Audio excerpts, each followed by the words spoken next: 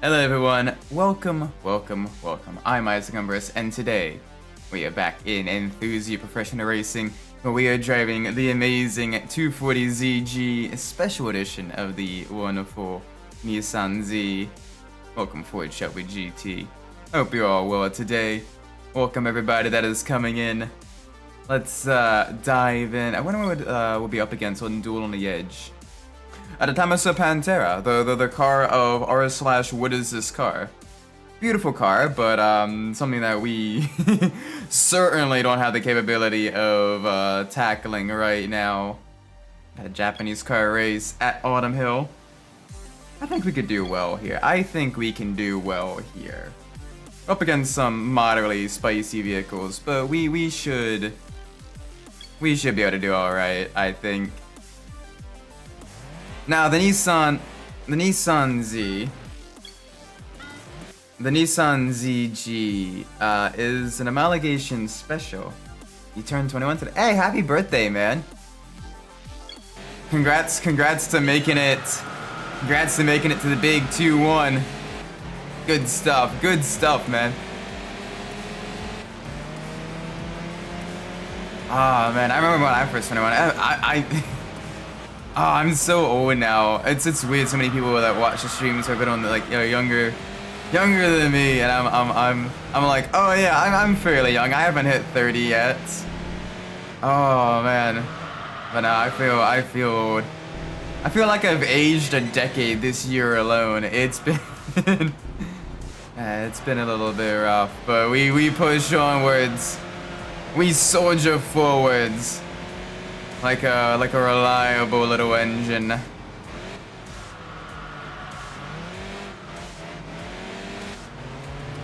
We just keep pushing. Oh, hi there. Oh, okay, Subaru got us a little bit offline. We got two Imprezas chasing us down, one ahead of us, a GC. We got the GD version behind.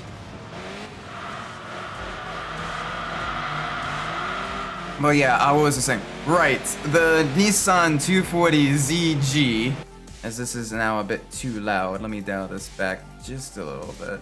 There we go, that'll be better. Was a homologation special, which means it was essentially a production car that was built specifically for use in order to get special modifications made and available for the racing version. As you can see here, this special version comes with a revised aerodynamics, including revised front bumper, acrylic headlight covers that are smooth and in line with the body instead of being concave like on the other older Nissan Z. New rear spoiler, as well as wider fender flares that have been riveted into the body.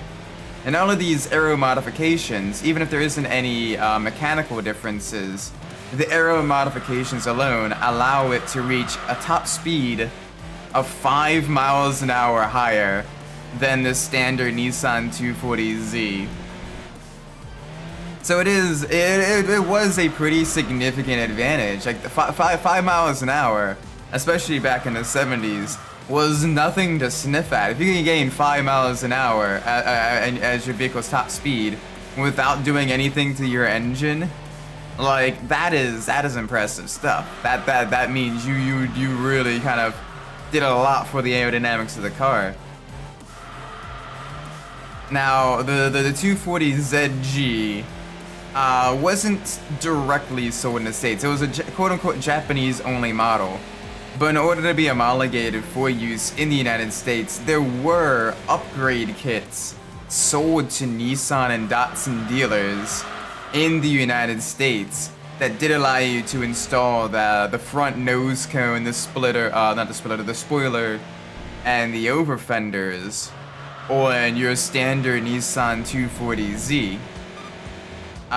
But you couldn't directly order your car with that kit on it. You had to buy the kit separately, which is why they're not quite as popular. You don't really see too many of them in the States. And if you do, they're usually kind of, either like an aftermarket kit or what have you. Very few bought the kit directly from the dealer. But enough were made that it was still allowed to be used in US sports car racing. This thing is absolutely beautiful. It's got a 2.4 liter inline six, making a very respectable amount of power. Absolutely wonderful. Now, a lot of times the Nissan Z names, the number before the Z is usually indicative of the displacement of the engine. So for example, a 300Z has a 3-liter engine, a 350Z has a 3.5-liter engine, a 370Z is a 3.7-liter engine. The 400Z is a 4-liter engine. So this 240Z has the 2.4-liter. Whoa! Alright, it's an old car, I gotta remember that. 2.4-liter inline six. And it sounds absolutely wonderful, even stock. Welcome 90 Kenny, hope you're well. Yeah, right now we're driving the old 240ZG. An homologation special of the first generation of Nissan Z. And it's doing surprisingly well. We're in second place, we're holding off an Impreza STI. And it is... Oh, you're doing really, really well. Yeah, we're 20 seconds behind first, but the fact that our car was supposed to be one of the slowest cars in the race, and we are absolutely booking it through the corners, just shows how powerful this thing can get, how fast you can get, how fast you can drive it with the right driver. Ah, this is good.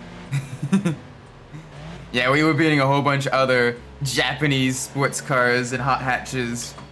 It's a shame we never got the Vitz RS turbo in the States. We got the Yaris, but the Yaris was... We only got the pedestrian versions of the Yaris. Until recently, we got the... we do have some level of performance for the Yaris now. But it's still, most people, if they want a hot hatch, they get the GR Corolla instead of, you know, something like the GR Yaris. But the GR Corolla is quite nice too. I wouldn't mind having one of those. They seem like they'd be really fun, kind of practical hot hatch sporty cars and everything. Hey, welcome Frappuccino! Hope you're well. Hope you're all good. Ooh, the good old touring car race. Yes, a bunch of classic sports cars with racing pedigrees. Everything from the 2002 Turbo to the FCRX7. We got an A-Berth as well. Ooh, at the Nordschleife. Let's do it. I'm excited. I am really excited. We get the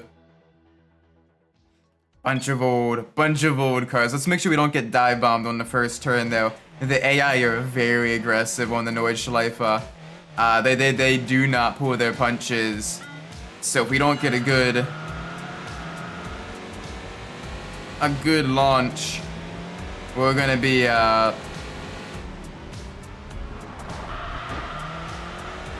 swarmed heading into the first turn.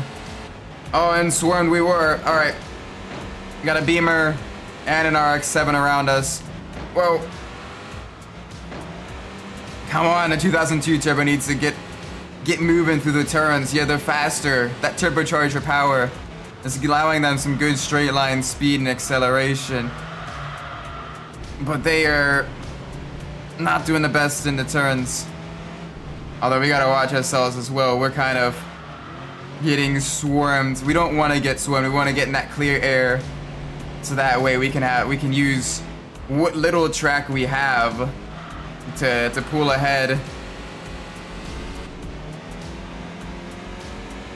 Oh yeah, but we got all kinds of old sports cars from the 60s all the way up through the 80s.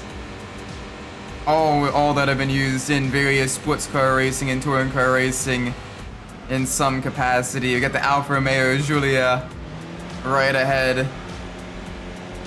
Let's get into the suck. Let's get into the slipstream. Italian versus Japanese car.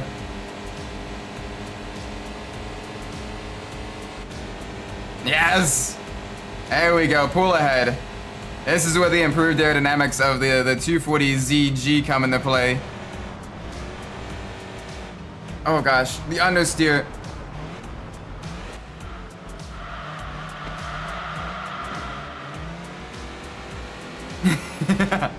The car does get a bit unstable at high speeds though, and the lower speed tracks like Autumn Hill, it wasn't as bad, but when you're running full blast down these long high speed sections at the Nordschleife with all the elevation changes,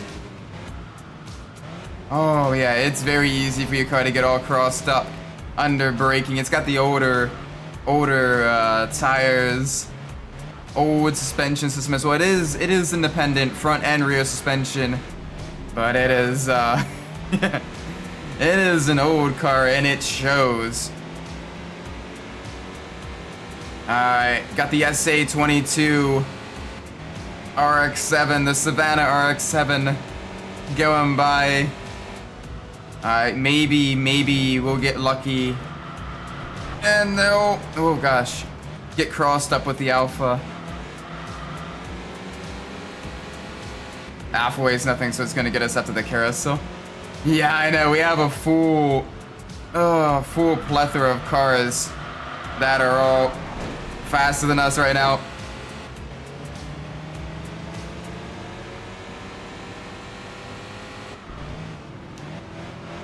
Oh, whoa. Alright, we need to get under control and get back those places. And fast. I think after this we may want to adjust the alignment of the car. Some of the setup we have right now is really showing its weakness in the high speed sections, as well as over bumps. It's set up just a little bit too soft.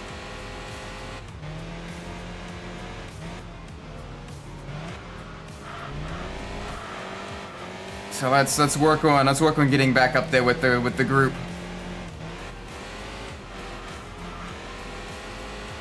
Because we do have some good top speed in this thing. The aerodynamics and the fairly powerful inline six do allow it a good straight line speed, which is good. Alright, the RX-7 is an elite. I kind of expected that. That's one of the more modern cars on the field.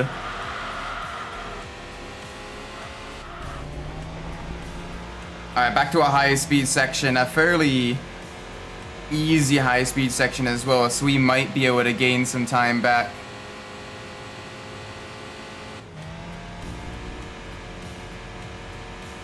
But we got caught up in the pack as well, and it was one of those things where you try to make some ground on one of the opponents, and that throws you offline to the next corner.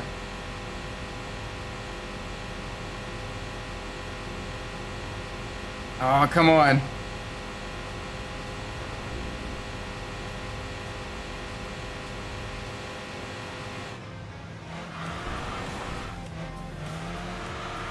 Alright, I see the Mustang up ahead. The Abarth managed to get by it on the straights.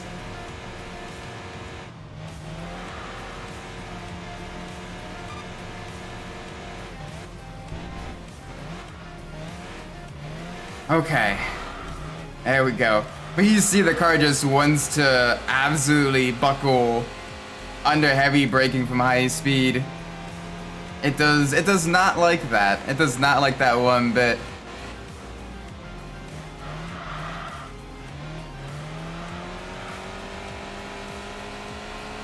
So let's work on getting those places back. Yeah, we're rapidly catching up to the Mustang.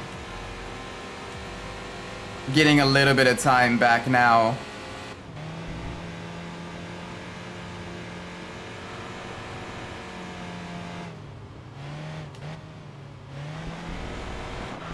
Ugh, okay, no curbs. Absolutely no curbs. This thing hates curbs.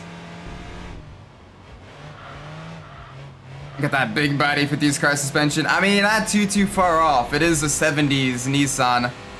Or Datsun, depending on where you're from. Hope the Mustang has a long transmission. I don't think so. I don't think the AI run modified setups. So it will be fairly limited in its top speed because it's only got the 4-speed. So the Mustang we should be able to outmaneuver, or not outmaneuver, but over. Get that advantage on the dotting our hoe if we can get through these corners fast enough. 240Z. Yeah, and it's being a little bit of a punk though. Like it is absolutely dying under braking.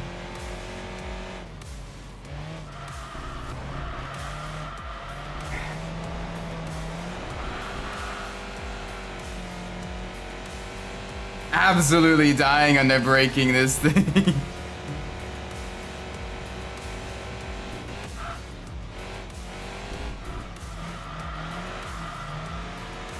Oh yeah, we definitely need to adjust a few things with this car.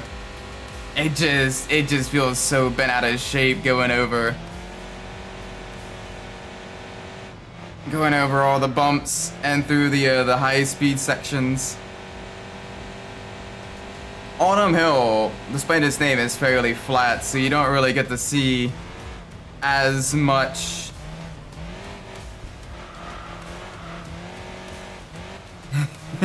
Yeah, don't brake. I don't think we have that option. But to see if we can't salvage a 4th place, if any of these cars have some straight line speed problems. I know the Mustang probably will, so we might be able to salvage a 5th place. But that won't get us any points. But it's better than last, at least.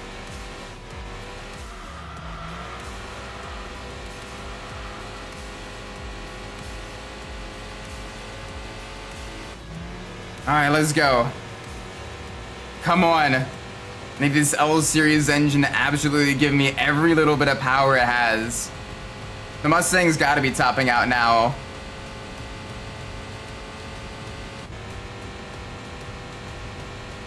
We can do with an early 30s Alfa Romeo in the ring as possible with the 240Z. Yeah, but it's just built different. Oh, come on. Oh, we lost too much time. Yeah, setup definitely needs to be changed.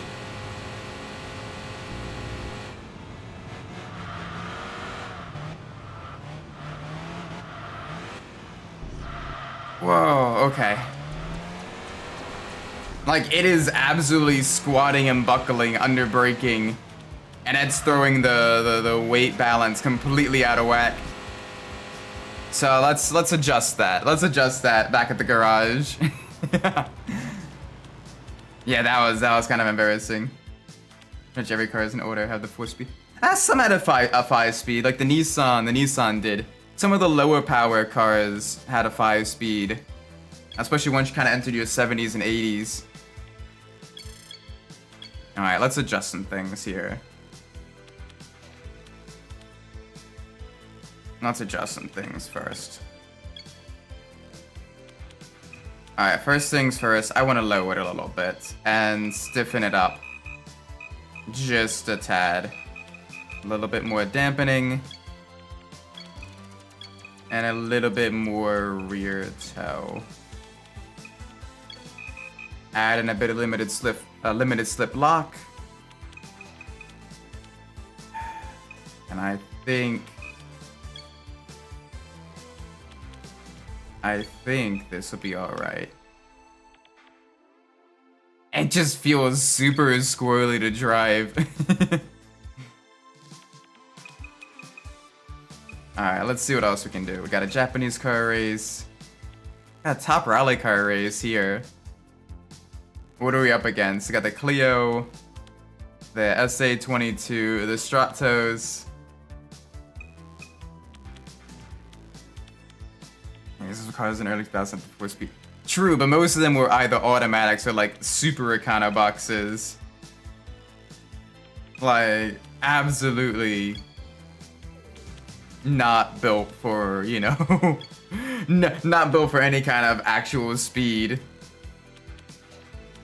But yeah, there were some vehicles like that. Heck, the cars, the Chrysler, what is it, Town and Country, the minivan, I think still had a 4-speed automatic up through the 2010s. So, you know, it's not out of the ordinary.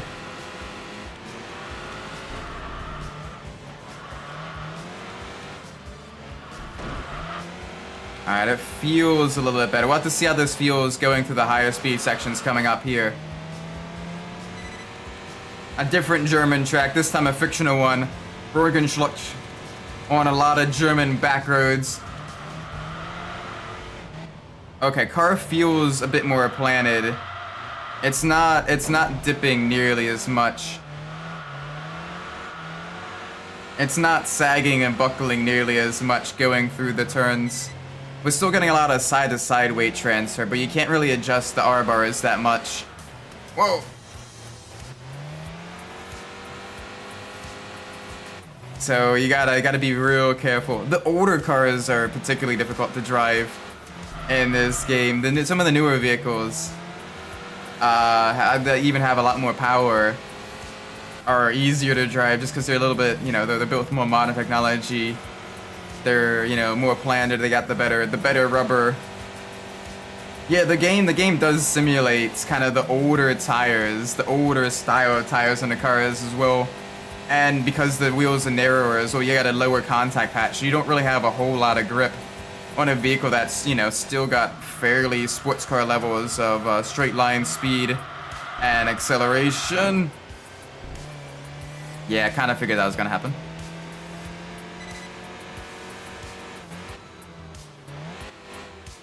I think it's just funny that every thunder that Aurora is in just has wife noises in it. Yeah. I haven't gotten a chance to watch too much of the new generation of the Hololive girls, but they seem really interesting. They seem really interesting. I'm hoping they're doing well. There's just so many now, and all with just everything going on. I haven't had the time to watch too many streams myself.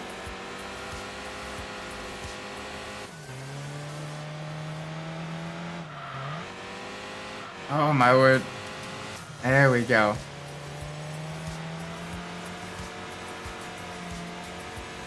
Nice and gentle. Alright, that lap wasn't too bad. Car feels a little bit more planted. But it still feels kind of sketch on the brakes. We just have to kind of wait to get some upgrades so that we can get more traction. Burr is probably my favorite. Apparently people like Italian cat ladies.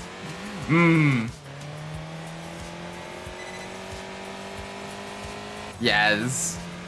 Ironically, well, not a cat lady. One of my VTuber friends is an Italian cat boy.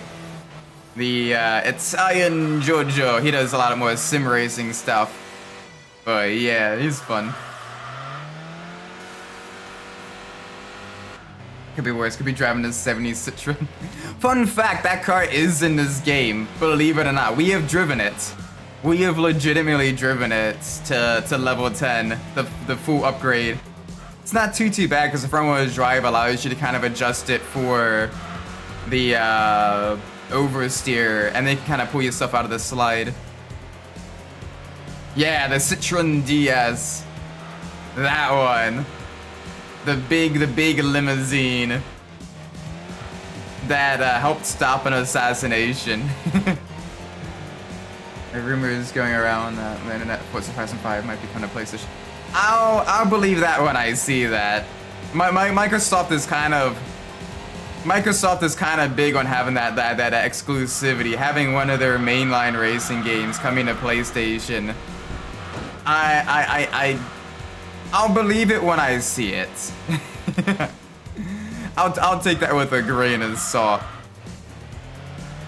It's like all the people saying Gran Turismo is coming to PC.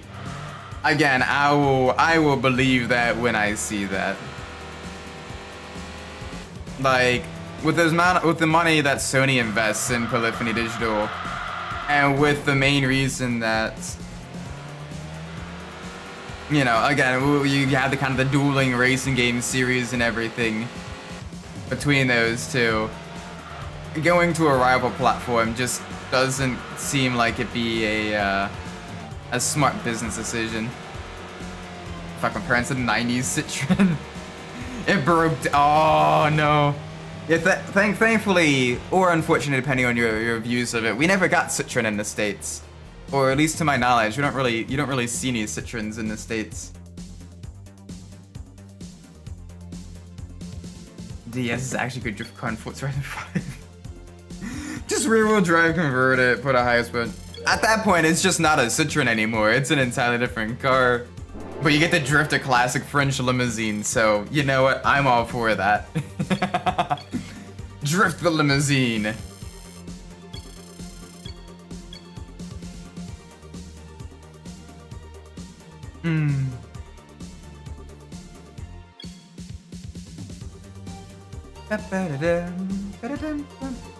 But anyway, welcome to the stream, everybody that is coming in. We're driving the old Datsun Z, and this thing, it's a tough car to drive. It is a tough car to drive. Gotta really respect the car, otherwise it'll try to murder mitten you. It's like a cat. Very temperamental. It's a beautiful car though. I absolutely love it in the Grand Prix maroon color. It just looks so dignified and refined, but still sporty as well. Okay, so you live in the UK. Nice. Get lots of the French cars. Oh, you got an FTO! With the FTO, what, GX, not GXP, FTO GX, I think is the trim level. It might be GXP. But, oh, I love the FTO. It's a shame you don't see that in too many racing games nowadays. It's an absolutely beautiful car that is just, it just looks so good.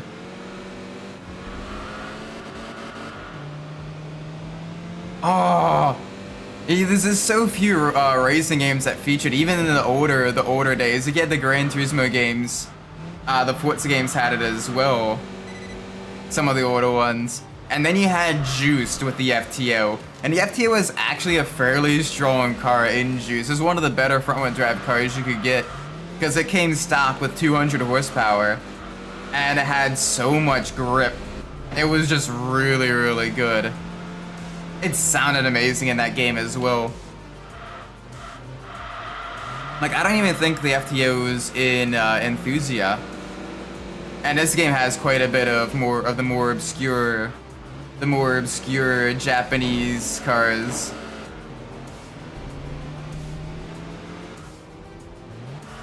Oh gosh, okay. This section, the Z struggles a bit. So corners are required to kind of go from immediately turning left to immediately turning right. Really get the car all bent out of shape.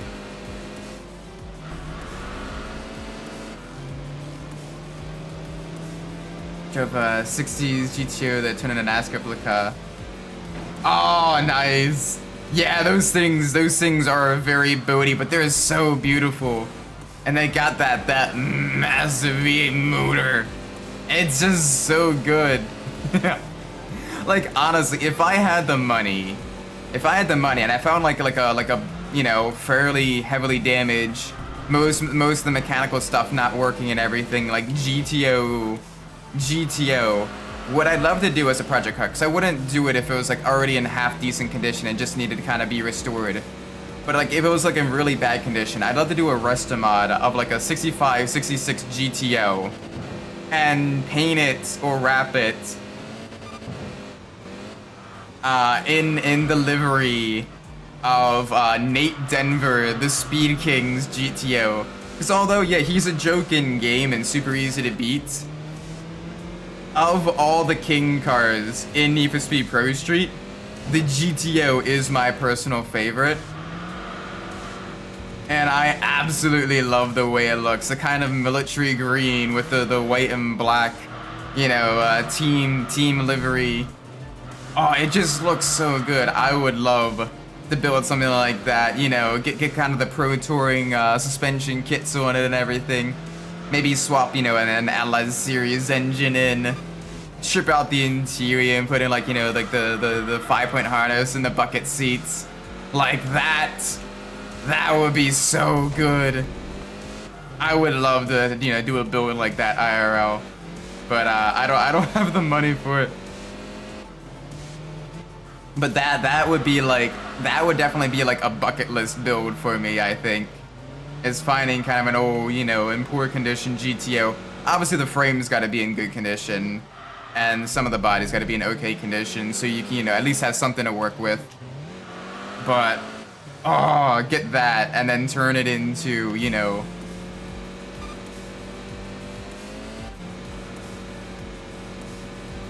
an absolute beast. If you have a spare 40k pounds, you can get a used R32 or R34. Oh, lucky. An R32's here. You go, we'll set you back anywhere from 70 to 90,000 US dollars. And that's before all the legal fees and getting it all, you know, legally operable and registered in the States and everything. It's... but when you do see them though, they are absolutely beautiful cars. There's one. I know there's one guy that owns one that doesn't live super far from me, because I see it sometimes when I'm out driving. And it is an absolute beauty. It's in the gunmetal gray metallic. Or it's been lowered a little bit, and it's on the TE37s. And it just looks so good. It's on kind of like the bronze colored, or like kind of off gray, kind of brownish gray TE37s, and it looks so good. I've heard it driving as well, and it sounds exactly like you want it as well. Oh no, you don't necessarily convert it. Like it's still like right-hand drive. It's still in kilometers an hour and all that stuff. It's just, you know, because it's a car that wasn't originally legal to have in the States, getting it imported and filing out the paperwork and getting it registered requires a little bit more money than it normally would. Like basically, the import fees and getting it registered and all that stuff will probably add quite a bit more money to the already high base price of the car. Like if you buy it,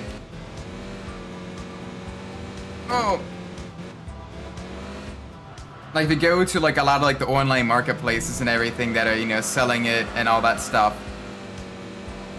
Streets close, pizza boy. Now we're doing legal racing now. But welcome, Petra. I hope you're well. We're in the old Nissan 240Z, the ZG version, the Homologation special, used to get a couple upgrades in its Group 4 race cars, including the upgraded aero kits and the new front ends. Absolute beautiful car, just a beautiful machine. I love the way it looks. Although it is still really feels very weird to drive. It does not like going from right to left hand corners. It gets really bent out of shape as you try to kind of go through it all. Alright, we may have a better shot now. We have a Savannah, an RX-3 basically. Got an, okay, the S800 is going to be easy. And we need to get a couple of upgrades. So while the M3 may be able to beat us, I think we can beat most everyone else.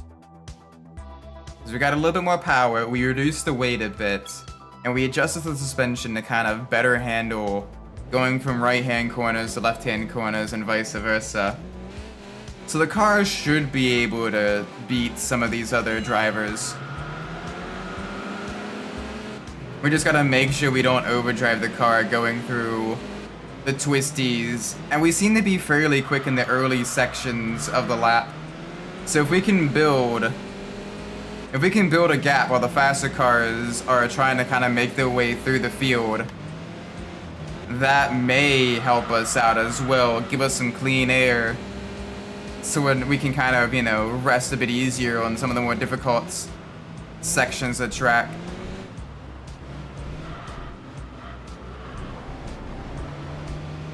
We could run just a little bit wide there. Let's try to keep all four tires on the black. Or not.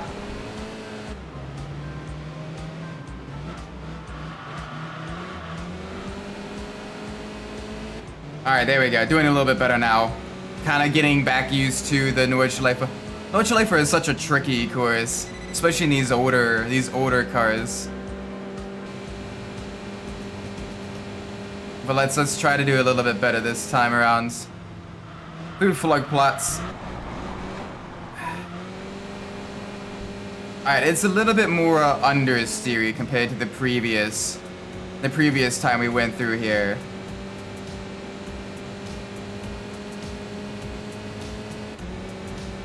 But it doesn't seem nearly as unstable.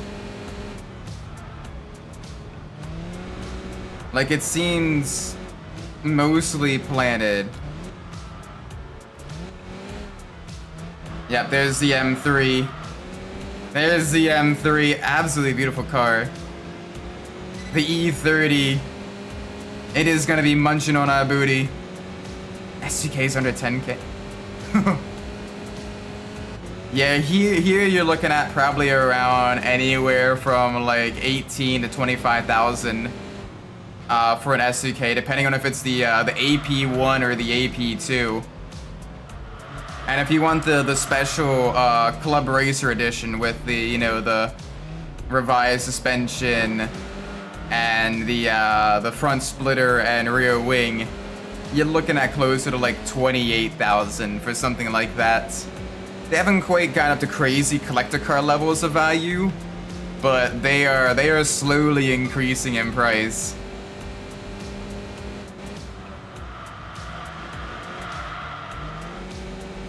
Oh my word.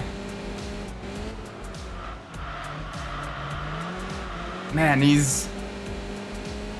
Alright, I got the 2002 BMW behind us. But we should be able to hold them off.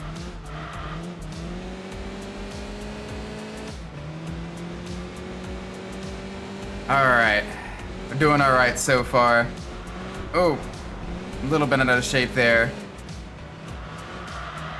But we're handling it well.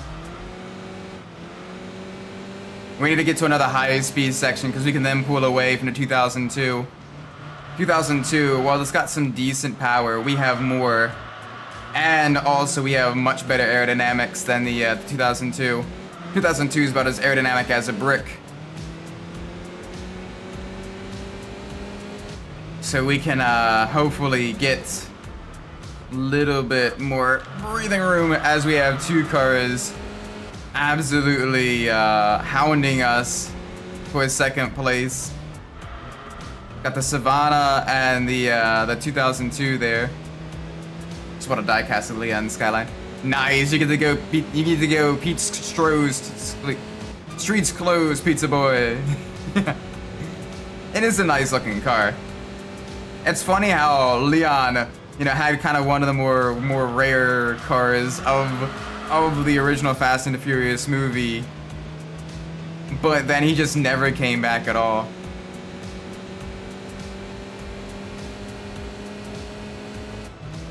Then again, Dom's RX-7 was great as well. It's probably still like parked in that one parking garage. It's probably still parked in the one parking garage in Los Angeles. Shame the car got crushed at the filming. Yeah, it's a bit unfortunate. It'd be kind of cool to have as like a museum piece. Even if it wasn't like legal to have in the States, I feel like they could have like, you know, given it to like the Peterson Automotive Museum or something as like a movie car. That would be so cool. Or some other like automotive museum. You know, that way, you know, the FBI doesn't get angry about, oh my gosh, this car is not supposed to be in the States, it's not supposed to be on the roads, it's not safe. But then also, like, you know, it's still preserved. Because it is, you know, an integral piece of automotive culture. Oh, whoa, whoa, whoa, whoa, whoa.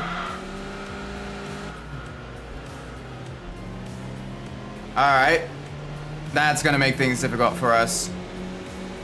Because now we're in the kind of twistier, forested section of this part of the track. And passing opportunities are few and far in between.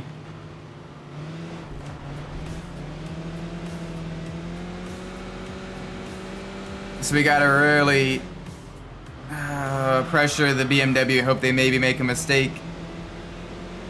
And if not, we'll have to get a real good draft off of them going down the main straight. Beamer decided to use the turbo. Yeah, the previous part was where all the turbo lag was coming in.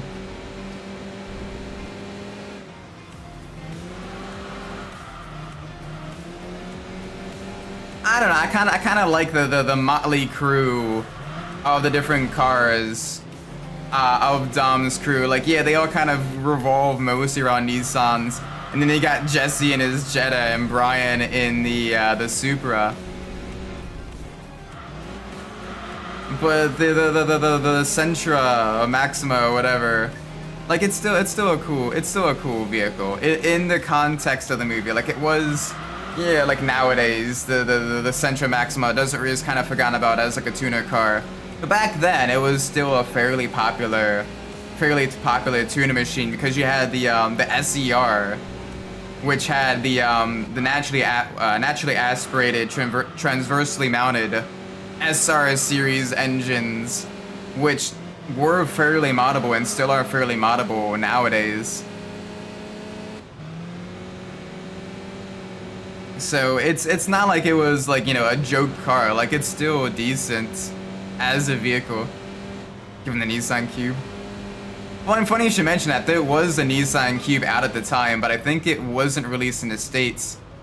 But yeah, though the one that we all kind of associate with the Nissan Cube in the mid-2000s, that one was actually, I believe, the second generation of Nissan Cube, which is more cube-like than the first generation of Nissan Cube. First generation was a little bit rounder around the corners and everything. Ooh, that looks like the Alfa Romeo behind us. That is the Alfa Romeo.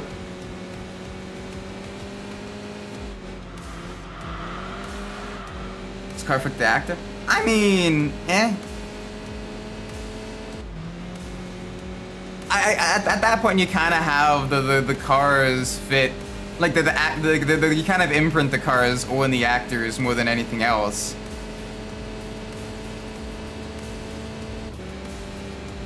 Although maybe if they swap Leon's and Vince's car, I could maybe see that working a little bit better. Yeah, the Cube was basically a Micra, which we never really got the Micra in the States. But the Cube was basically, yeah, it was built on a lot of the underpinnings of the Micra. It's the same thing with the Toyota, the Toyota Ist and the Toyota BB. Sold in the States as the Scion XA and XB. They had a lot of the same running gear and shared the same power plant as well. It was just slightly different bodies. But they were built on a lot of the same platforms, which allowed Scion some cost-saving measures. That wasn't too bad. Third place, a hard-fought battle with both the BMW and the Alfa Romeo there. It's a tough car to drive. The Z, very tricky machines. But we got some grippier boys and we got some more power. So now we can fight. Sonic TC1. Yeah, Scion was just a States thing. Elsewhere they were sold as Toyota, but Scion was kind of a way to get away from the Toyota the Toyota kind of stereotype of being, you know, boring vehicles, by having, you know, marketing to a hipper, younger audience. Unfortunately, that didn't really work out too much. Although the TC was a fairly popular success and was moderately successful in the tuning scene and everything, but it's still, you know, kind of, it was a bit more forgotten about as a tuner style vehicle. Although you do still see them somewhat frequently in like autocross competition and stuff like that, but not nearly as much as some of the more popular like tuner cars from that time period, like your Miatas, your Civics, your Golfs and all that. Oh, you can hear the upgraded engine as well. Oh, that sounds so good, the L series engine. Yeah, we're getting closer to kind of the racing version now.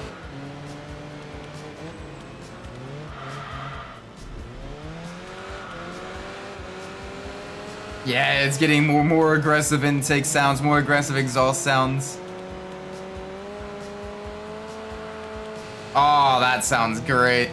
Alright, brake midway between the two, the second and the third. Okay, brake earlier than that. Gotta remember, brakes is still pretty bad. It is a car from the 70s.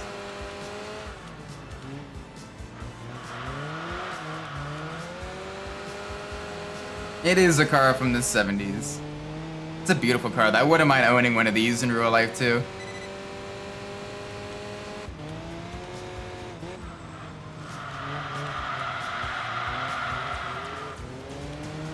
Whoa. Alright, easy. Got a little bent out of the shape there. I got a BMW Z4 coming up on the inside. Let's see if we can't hang with it on the coming up straights. Just gotta survive through the twisties. No real passing points here. Although the Bimmer is slowing down massively through the chicanes. Don't need to slow down nearly that much.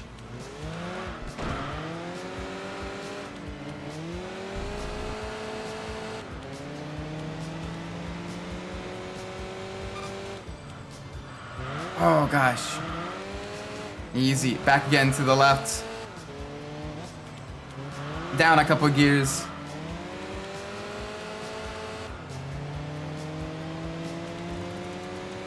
Yeah, the MR2 was not that boring a vehicle, but it was more so like during the mid 2000s when they didn't really have, you know, the MR2, the MRS wasn't really that successful. You know, the Supra had been discontinued by that point. You didn't have, you know, your Hachirokus.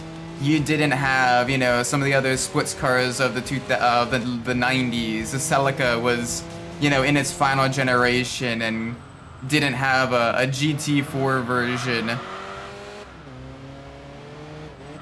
So at that point, Toyota kind of went from, you know, a reliable manufacturer that also made some decent sporty cars to, you know, only making kind of boring Econo boxes, which granted saved them during the 2008 financial crisis, because people didn't want to get all the ostentatious and bling bling and sporty cars. Then people wanted something kind of cheap and reliable to get them to work. But it affected their brand image, especially with things like the introduction of the Prius and a lot more kind of, you know, SUVs and minivans and all that stuff. Really kind of, you know, turned off the younger markets against Toyota. And so they created Scion as a way to kind of get, you know, get kind of capture the youth market. Ironically, with the XB, the boxier vehicle, that was actually quite popular with older people, because it was essentially kind of you sat higher up, and it was easier to get into and out of, which is good if you don't have like a good back or, you know, bad knees or whatever. And it was kind of, you know, a practical city commuter box. So they market it towards, you know, the youngins, and instead you have a bunch of older people, kind of borderline retirees, driving around in those vehicles with the exact wrong market they were marketing to.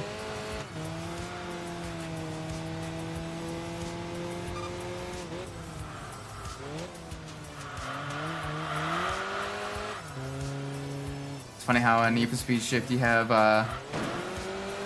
yeah, you got 3 different versions of the TC. You got the regular one, you got the time attack one, and then you got the crazy drag one as well. Funnily enough, the time attack one and the drag one can actually go fairly close head to head in the drag racing mode. The time attack one with its all-wheel drive gets better acceleration, but the drag one's got just a little bit better top speed. See, it's one of those ones where exactly do you want that that performance? Sound of the sign. How do you do, fellow kids? Yeah. It is kind of silly. But like, yeah, they marketed the XB hard to be kind of, you know, to be a, you know, a younger, hipper car. Like, for example, Toyota paid big money to help Hot Wheels create some of the, oh, I forget what they're called, but it's basically like Hot Wheels version of Transformers.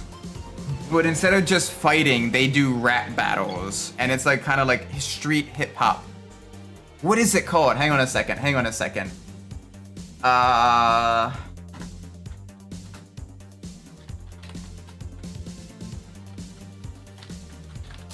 What were they called?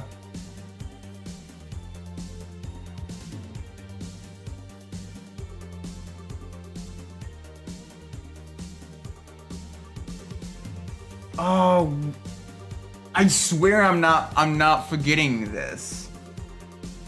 It was, showing what we're not doing, they made the F1 space. Yeah, but they didn't want to spend a whole bunch of money on, like, you know, like that type of vanity project. They wanted to kind of market like the regular. Ah.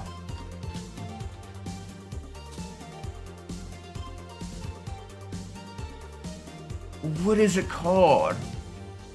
I've had to figure out what it was called because it's escaping me. I remember it being a thing. I am not crazy. If someone knows what I'm talking about, please back me up and tell me that I'm not crazy. Please tell me that I'm not crazy. I know it existed because the XB, it was like, I'm pretty sure it was like red, and it had like the robot had like a backwards baseball cap. And then, like, the main character was a white and gold and blue, Cadillac Escalade, right? And then there was another one that was like a Hummer H2. It was like all these kind of like SUVs and like boxy, you know, trucks and cars and everything. But they were, you know, designed to be, you know, kind of, you know, marketing these things as kind of like, you know, hip and bling, bling, bling, blam and all that stuff. And I swear, oh.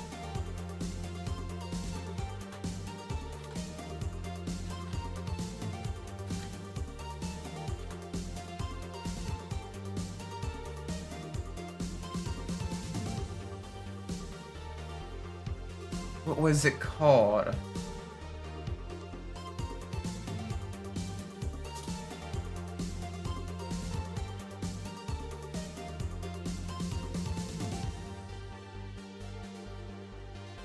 Ah, Mod Fighters!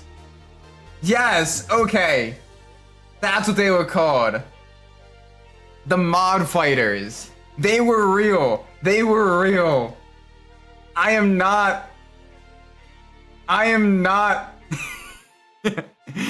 on a second. Let me. I know I'm going off on a bit of a tangent. I apologize. I know they're real. Yes, they were basically Hot Wheels Transformers, and they were like rapping hip hop Transformer Hot Wheels cars that also like shot colored water at each other and that made them change color. I think.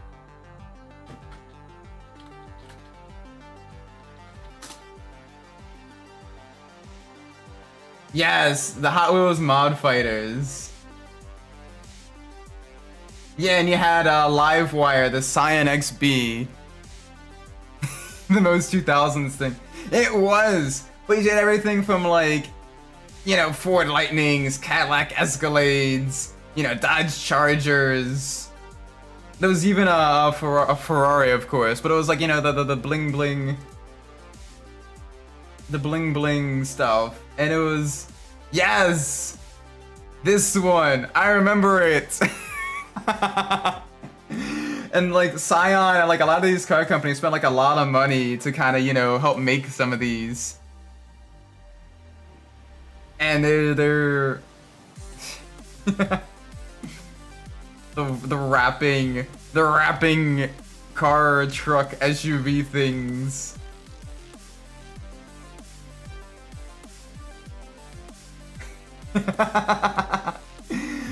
Their heads even. Zinner's rooms give me Vietnam PTSD. Oh yeah, the early 2000s bling bling, super thin tire, absolutely massive chrome rim, style. Oh my gosh. I remember these. I never had one, but it's funny. It's funny that was actually a thing.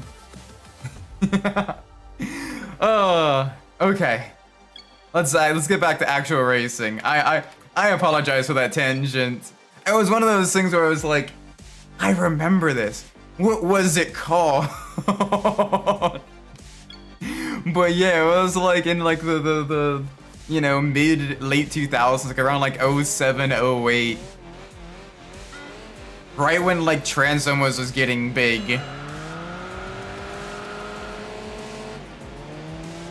And they basically created their own thing, kind of combining the glam rap and gangster rap style of like the 2000s with, you know, the Transformers craze of the 2000s as well. And it's okay, to be fair, it kind of like, it's like Need for Speed Underground, you know? Or like Midnight Club 3. Yeah, like yeah, the style hasn't aged nearly as well. But like it does a great job of like capturing like the cultural vibe of the era, you know?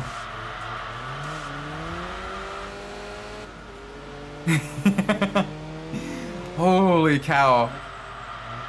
I'm so glad I figured out what they were called.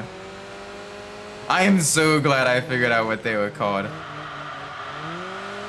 Cause that was bothering me so much. I'm like, I know this.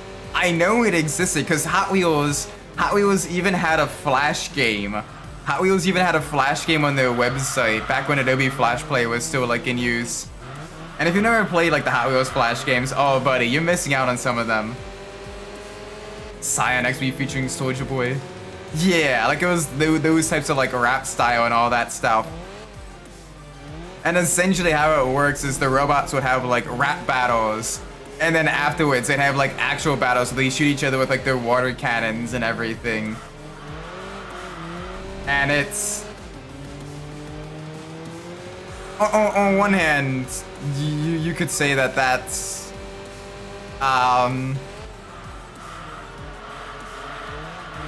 could be perhaps a bit not PC to put it lightly, but on the other hand, like it kind of, you know, it was, you know, part of like the you know, the cultural style and all that back then. It was the style of the time. I miss Flash games. I know, there was so many good Flash games on the Hot Wheels website. Like my favorite was the drive-through dilemma one, the Spin City drive-through dilemma, where you open up all the different shops and you try to like service the vehicles in the correct order, so that way you get your customers through as quick as possible. That way they don't get impatient. and you can make more money to, you know, upgrade your shops and everything. And it was always fun seeing how far you could get in that, because eventually you'd run out of upgrades, but you get more and more customers that require more and more needs each time. So you'd be like, well, I can't get them done any quicker. So you're just trying your best to make as much money as possible so you can keep your satisfaction high enough. That way, more, you know, you can just keep it going. Once you unlocked everything and had everything fully upgraded, it became basically a survival run to see how long you get it to go. Because the game just continued to increase the number of vehicles that spawned and increase the number of things that the vehicles needed.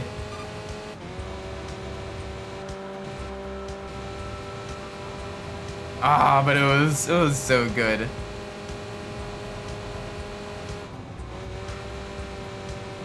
What was some other good Hot Wheels games? Oh, there was one where it was like the Hot Wheels custom garage shop. We had like everything from like the surfing school bus to the, you know, the Fandango and the you know, the Mercury Cougar as well was one of them. And you get to kind of put like graffiti style paint jobs on them, and you get to, you know, customize them. You get to customize like the rake and everything, the different rims. And that one was super cool as well. So that one was fairly simplistic. It was still really awesome. I spent a lot of time on the Hot Wheels website.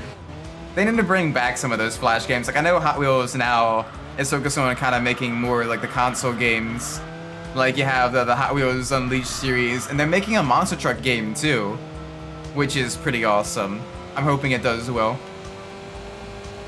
But like Hot Wheels in like the 2000s, especially with their partnership with THQ, made some like really awesome stuff. That's why I played some of them early in my streaming career. The World Race games, the all of that.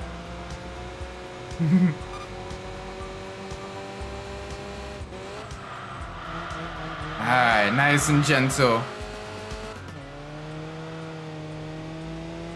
We are losing to the Nismo Silvia, but that thing is just absolutely booking it.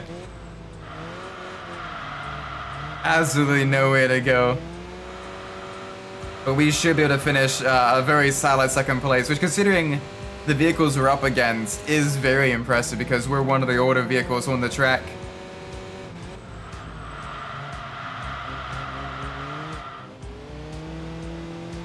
Nice, nice and gentle. Nice and gentle.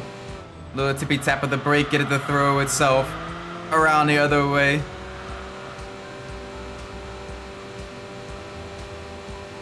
Alright, come on. Come on.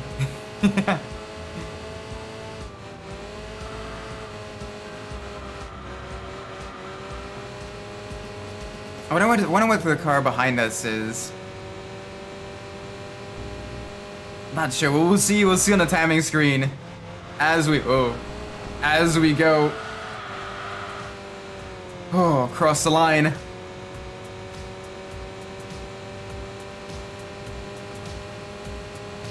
I grew up with GT1 and 2, but when I got a PS2, I had this game called Road Trip Adventure. Ah, Road Trip Adventure, yes! We never got that one in the... Well, no, we got Road Trip. It was called Road Trip in the States. But it was part of the Churro Q series. I played a Churro Q game about a year ago now on stream, where we got to... it was Churro Q HG4 in Japan, and just called Churro Q in the States. Road Trip Adventure was Churro Q HG2 in Japan. And just regular Road Trip. It was called Road Trip in the States. And oh, that game was so much fun. I've not played Road Trip Adventure yet, but I do want to try. I do want to try it sometime. There's just so many games. There's so many games I want to play. There's so many games I want to play. Alright, we got the max upgraded tires. We got the lightest possible body. Let's race this beautiful Japanese sports car on this beautiful Japanese track. against a bunch of other Japanese vehicles. Let's see how well we do. After this, we'll probably be at level 10, which means we get to upgrade to a racing car. We get to swap to a racing machine. We'll have to see what the random number generator decides for us. But there's a high chance it'll be a high-end Le Mans prototype. Or it could be the Opel Astra V8. Which, if it's the Opel Astra V8, it'll be a lot of one-make races, as that vehicle isn't really competitive against too much else in the game. So we gotta be careful. Either way though, we are on a quest to get every single vehicle to level 10 and learn as much about these vehicles as possible. Vauxhall, you mean? Yeah, the Vauxhall Astra. Well, it's a DTM car.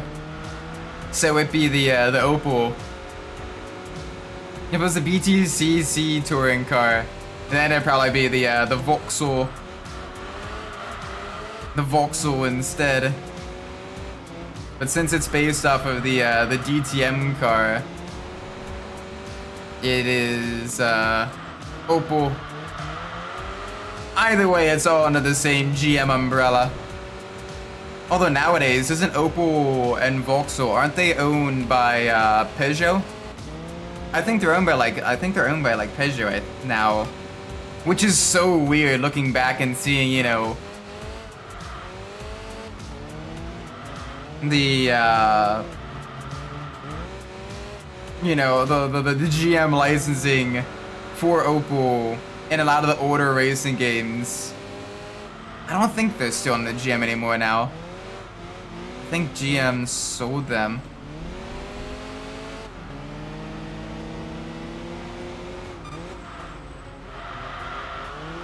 That's one thing that's weird though about Europe. And I might get a little bit of flack for this, depending on what nation everyone is from. I know you're from the UK, but I want to see, depending on what nation everyone else is from. But it's weird how many different versions of Volkswagens you guys have in Europe. Like, you have the Volkswagen Golf, but you also have the Skoda Fabia, and then you have the Seat Leon, right? Like, you have multiple different versions in a fairly small region for pretty much the same exact car, just quote-unquote different countries making it. And it's always struck me as just a little bit strange. Like, what is, outside of some trim, and a little bit of the bumpers and everything,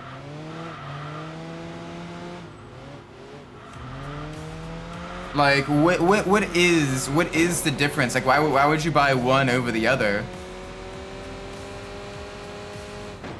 Oh gosh, we need to finish 4th.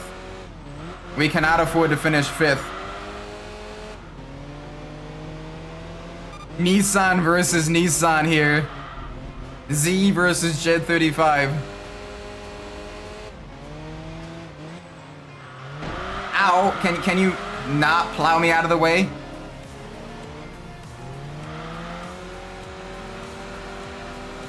So Seat is now called Cooper. VW name change name. Oh, and the Spanish are angry. Oh no. The Spaniards are angry.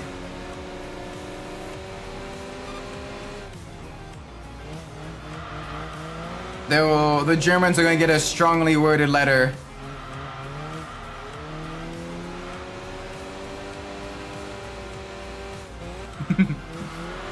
And then the Brits are gonna get more of the fish stolen. I joke. Spaniards don't cancel me. To the same group that owns Peugeot and Citroen and Fiat. Wow, that is like a massive ownership of all the big European manufacturer names. Okay, dang, I think we may have bit off more than we can chew here. Yeah, we definitely bit off more than we can chew. Alright, let's try to find a different race then. Holy cow. I thought we could take it. I thought we could take it, but I guess not.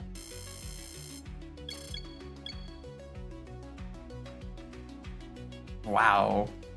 So I wonder why they changed the name. Skoda, Seat, and VW all sorted. The hatchbacks are based on the Golf different bodies. Yeah, that's the thing that always kind of confuses me a little bit. Is... One second.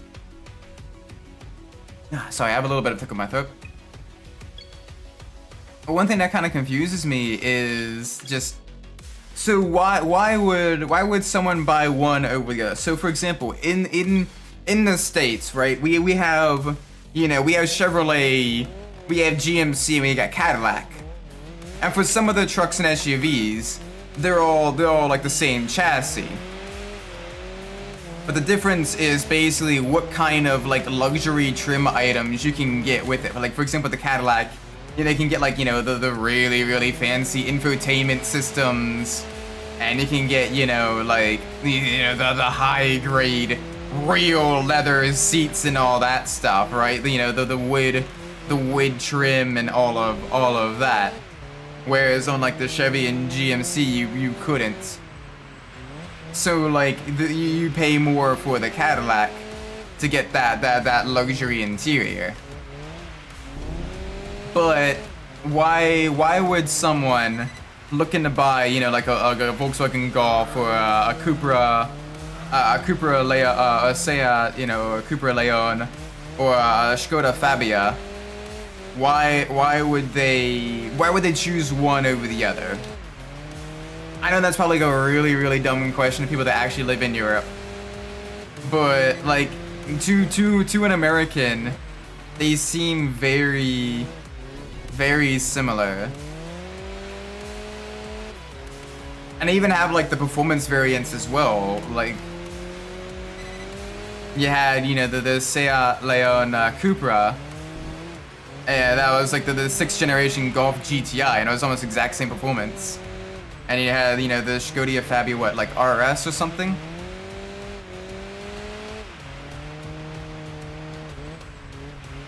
So I'm not sure.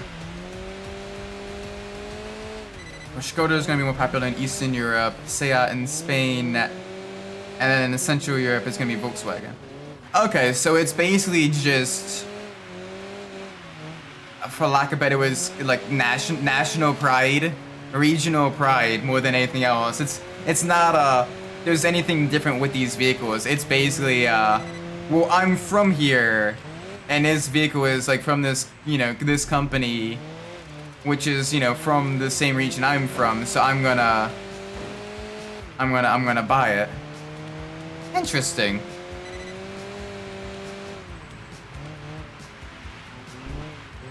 I always wonder if like there's like some bigger difference between like the different vehicles, but if they're fairly similar, and it's just, you know, either regional differences or, you know, the national pride and everything that gets people to buy one over the other.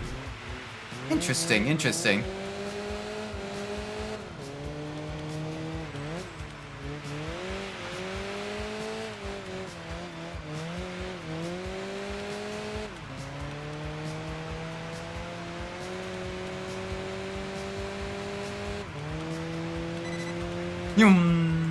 Down a gear. There we go, easy. Gosh, it wants to step the rear out every time through that corner because the wet cobblestone on these older style tires does not do the car well.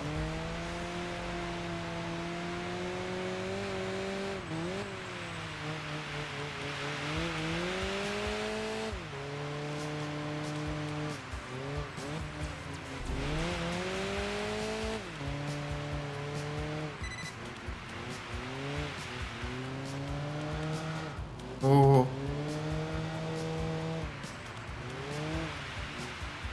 Alright, nice and good. Nice and gentle.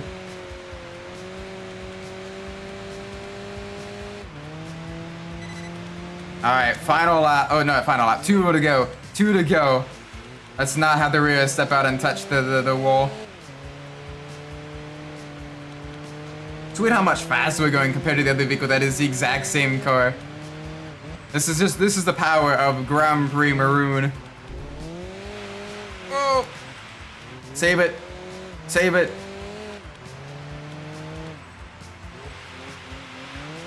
Save it.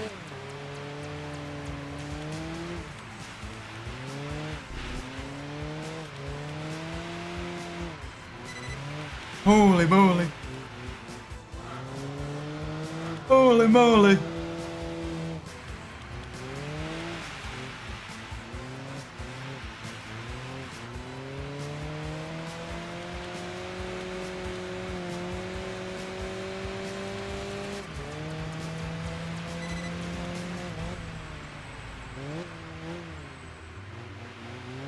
The Vauxhall is weird as Opel isn't sold in the UK. And Vauxhall isn't sold out of the UK. Okay, so there's some level of autonomy with the business decisions. Yeah, I guess with Vauxhall and Opel, it's more kind of a regional thing where people kind of, you know, from the UK before a bit more of not homologation, but a homogenization of British, you know, of the GM cars. You know, there was some difference between the Opels and the Vauxhalls. But then as GM kind of tightened up their business decisions and everything, in order to prevent the two brands from kind of competing with each other, you have essentially the, you know, a regional difference, but otherwise like the exact same car. And then also you don't have to worry about trying to, you know, get a left-hand drive Vauxhall or a right-hand drive Opel, which makes things nice. It makes things very nice.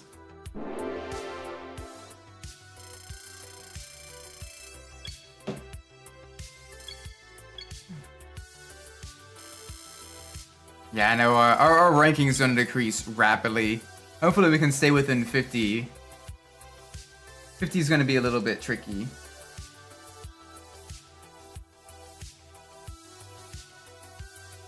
Fifty is going to be very, very tricky. Let's change a car now to competition. Alright, all these are level 10, all these are level 10. Alright, we got 4 to go. Or 4 in this section. We have the Opel Astra V8 Coupe. The DTM car, basically. But it's the version that competed in the Nürburgring 24 Hours. We got the BMW, because they couldn't quite license McLaren as a company. But it's the McLaren F1 GTR. Got the Toyota GT1, the TS020. And we got the 2004 Audi R8. Whole bunch of great vehicles here. So let's pull up the random number generator. And let's do this. Alright. If it is 1, we will get the Opel Astra. If it is a 4, it'll be the Audi R8. It is a 2. That means we get to drive, oh, the extra spicy McLaren F1 GTR. Hi Zul, hope you're doing well. Welcome to the stream. You came just in time. We have the beautiful McLaren F1 that we are going to be driving. In fact, Chevrolet's going to stop selling cars in the UK from this. Oh, wow. That's rough. I mean, I imagine like Vauxhall kind of covers most of what you guys need and everything in terms of, you know, the cars bought and sold. Alright, let's adjust some settings real quick.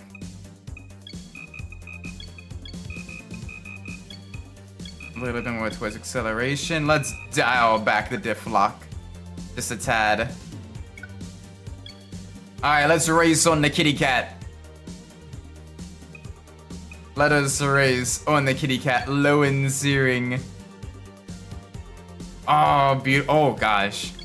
Alright, we're gonna be up against some, a Group C car and another later GT1 car.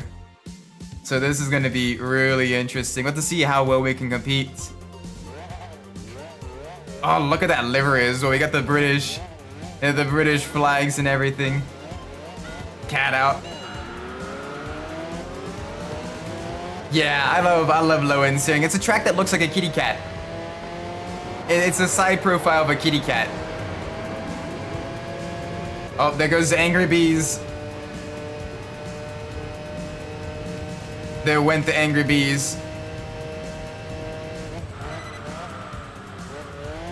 Okay, I can brake later. I gotta remember I'm not quite going as fast as some of the LMP cars. Yeah, this thing is so good. This is a vehicle that basically changed GT1 racing. Prior to that, you had a lot more kind of more mundane supercars being upgraded into GT1 spec. But then you had the McLaren F1, basically the first hypercar. I'd argue that the McLaren F1 is one of the first of the hypercars. And it was close to stock, basically a race car for the road.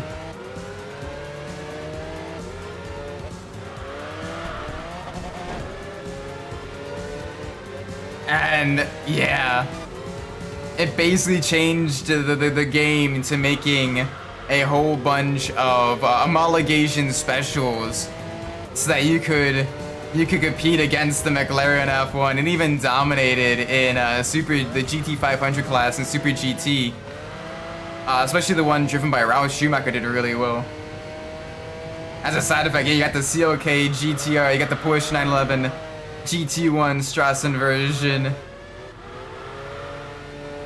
Track you can claw back time on. Yes. Nah, I love the dad jokes. Chevrolet couldn't break into the markets. Yeah, I imagine like the Brits probably stuck with kind of what they knew instead of, you know, trying to get something like the Cruze, the Spark, and the Aveo. Also, Chevrolet small cars weren't all that great. And you also kind of had GM competing with themselves because you had Vauxhall kind of competing in the small car market. So there really wasn't a point to having, you know, having two GM brands competing for roughly the same market.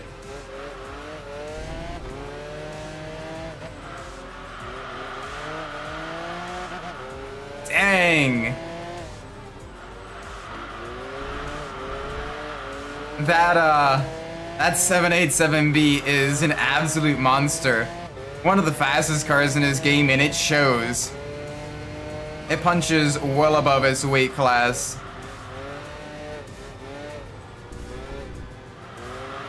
Yeah, but that's not a Capri. That's about as much of a Capri as the modern Mitsubishi Eclipse is to the older Eclipses. It's a nostalgia grab for the name and nothing else. Fun fact, for a few years, the Ford Capri was actually sold in the US as the Mercury Capri. But unfortunately, because it was competing against things like the Mustang as its stablemate, as well as, you know, the other pony cars of the time, like your Camaros, your Firebirds, your Barracudas, and all of that. The Mercury Capri didn't sell that well in the States, so it was kind of forgotten about.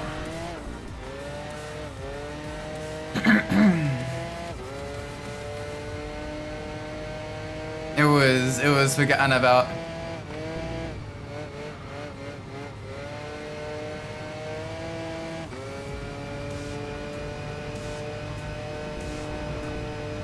All right, come on. Through the backwards ratty and onto the back of the cat. I apologize. Oh, we're topping out at 200. Yeah, we got the Cougar, though it was sold as the Mercury. It was sold as the Mercury Cougar here in the States because the original Cougar was also on the Mercury. The original Cougar was based off of what was originally the Mustang chassis, and then it became the Ford T-Bird chassis after that. And then finally became the front-wheel drive Cougar car instead. But yeah, we got it under the Mercury name. There was a bit of a backlash then because you turn, you know, the muscle car that was the Cougar into the little front-wheel drive, it's kind of sporty compact car. So people were a little bit upset about that. Oh, okay, a little bit of loss of grip.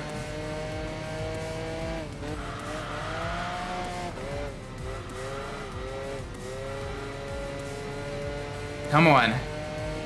Let's get a solid second place finish. Being able to compete with the likes of a 787B though, absolutely amazing.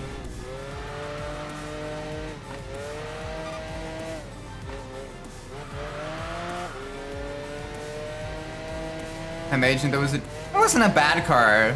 Like, it was, you know, the kind of American front-wheel drive inline 4 of that time period, so nothing special, but it wasn't a bad vehicle. And just people were like, yeah, but it's not a Cougar. Amazing news? Alright, what's the amazing news? I could use some good news.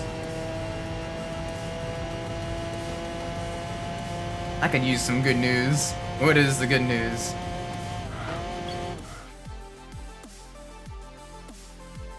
Well, she's bringing the 959 back. Oh, no, is it like a modern reinterpretation of that, or is it like an electric version? Either way, it's kind of cool. But it'll probably be something like super rare and like a one-off or whatever. Be a beautiful car to see pictures of though. But it's like their 935 GT2 special. Like, yeah, it brought back the 935, but it's like super rare.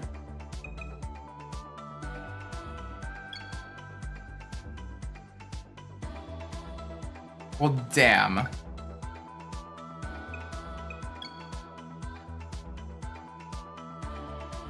Well, damn. Yeah, the Renault had that crazy, like, electric Renault 5 thing with all the aero kit on it and all that. It seems interesting. I'm excited to see what they're doing with it. Plus, it's good that Renault are kind of, you know, continuing to make some like sporty vehicles and not just resting their laurels with the A110, the modern Alpine. I'm a little sad we never got the A110 in the States. That's a car I think could be sold well. Oh gosh.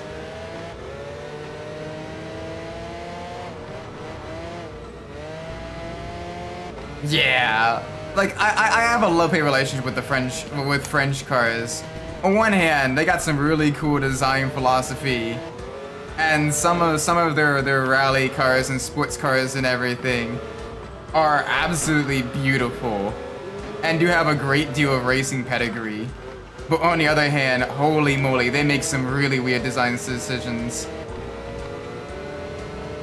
Okay, still a combustion engine car, so it's probably just like a one-off or like a special edition version of like maybe like a 911 Turbo or something. Because I know, like for example, the Lamborghini Cyan, the Huracan replacement, they did like the Countach come back with that, and it's you know, but it's basically just kind of a body kit and a slight performance upgrade over the regular Cyan? How do you pronounce that?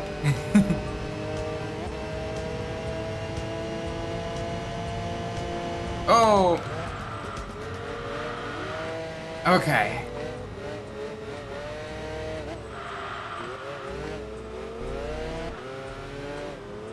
There we go. There we go. So waiting for the TV group to come out. Yeah, don't hold your breath. They said it back before the pandemic. And then, like, just a bunch of radio silence since then the closest will get is being able to drive it virtually in things like The Crew 2 and, like, other games like that. Which is a bit sad, but it is what it is. Sometimes great cars don't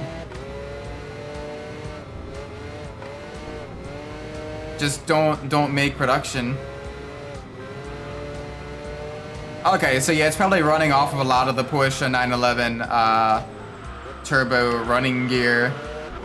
It's probably just like a lighter weight with like a body mod, like a, you know, a body kit or whatever. But it's still cool if it's like a special edition version of it. You know, kind of have that nostalgia bonus and everything. Okay, how is a McLaren F1 easier to drive around the Nordschleife than a Datsun 240? That's hilarious. That is genuinely hilarious.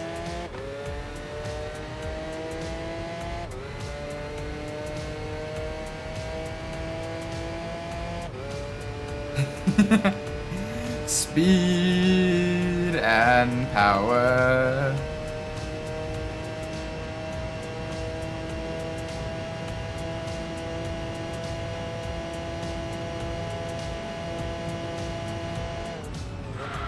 Oh gosh, I'd imagine it'd be four-wheel drive.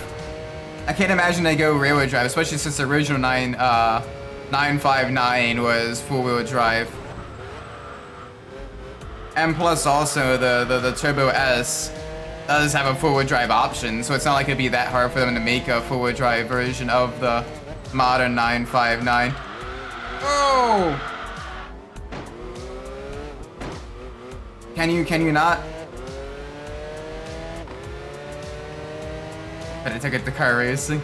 I mean, they had the Porsche Safari, the 911 Safari, and I don't think they took that to car racing, so I can't imagine they take the 959 Safari racing either. But it would be interesting.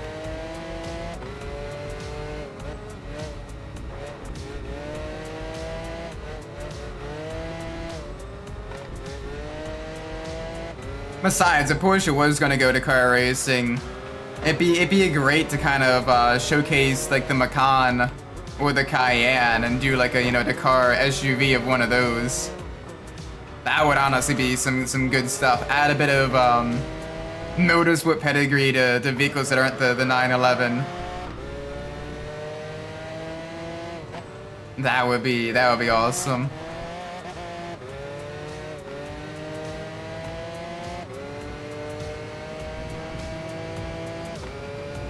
Oh, because then, especially if they do well in the car with like the Macan or the Cayenne, then you can make a special Dakar edition of, you know, of those and sell them for like buku bucks to, you know, the SUV enthusiasts and everything who like those types of crazy like off-road vehicles.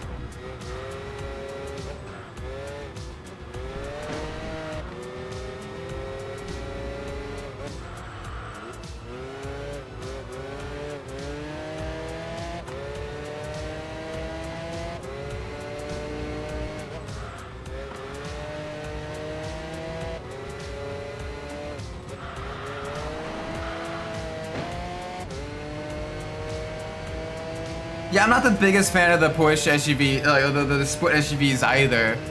But unfortunately, they're kind of here to stay, so you may as well, like, do more than just have them be status symbols. Like, it'd be cool to see them actually, you know, be used in some level of motorsport, and Dakar and Rally Raid are the places where they make the most sense to be used in a, in some sense of, Whoa! Can you not? Just sticking your nose where it doesn't belong. Absolute dick.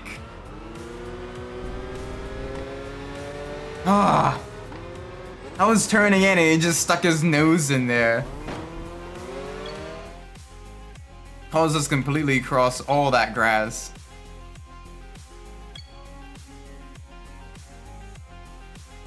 Bruh.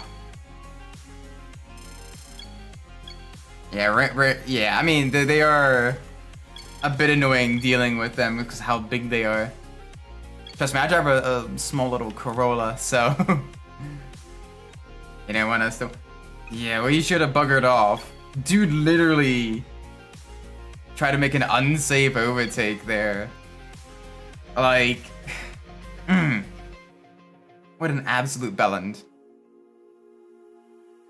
One more gen for race at Charlotte for class promotion. Alright, good luck, buddy. Good luck there. I know you're gonna need it. Charlotte can be a tricky track. 1.5 miler. But you got it. Oh, okay, you're already diving up the inside. Diving up the inside? I don't want you to do that. Oh, I gotta hold up the 787B. Give you a little bit of a nudge. I gotta be careful though, because collisions and everything in the racing vehicles are penalized a lot more than in the street cars, and the racing vehicles are already very difficult to upgrade. So you need a lot of points to get these things fully upgraded. Add to it very tough competition, and you gotta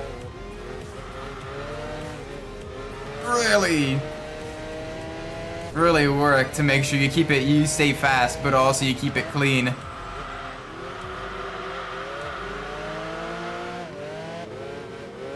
Uh-oh.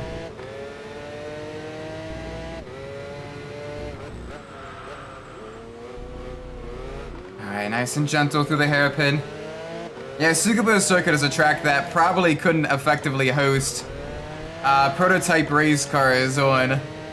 You can maybe get some good touring cars, but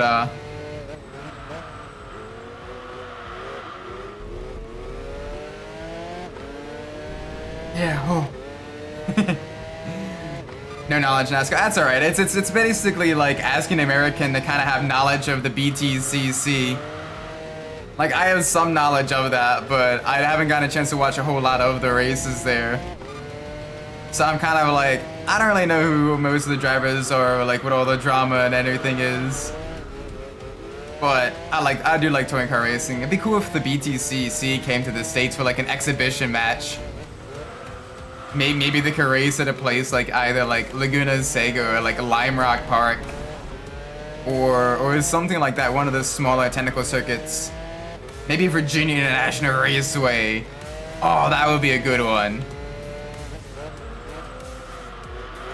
Get to see a bunch of, you know, the little, you know, 2-liter hot hatches ripping it up.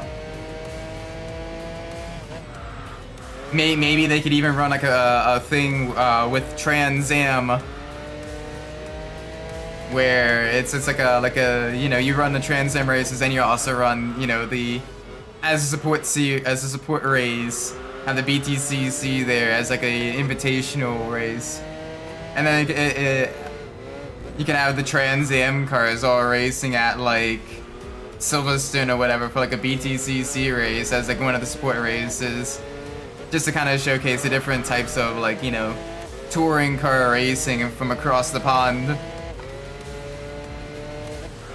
So I'd imagine it'd be very expensive transporting all the drivers and vehicles and everything. So the purse for the race would have to be fairly large.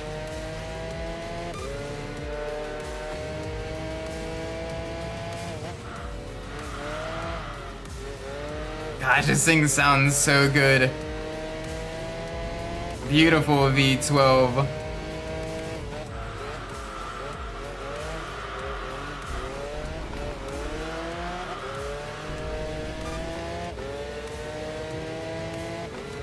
Oh. He did be like old school racing with the Mustang going against the 500 and a random tune Cortina. So basically like some of the Goodwood races. Or in the States, we have the SVRO, SVRO, the Sports Vintage Racing Organization. And they host a historic Grand Prix at different tracks.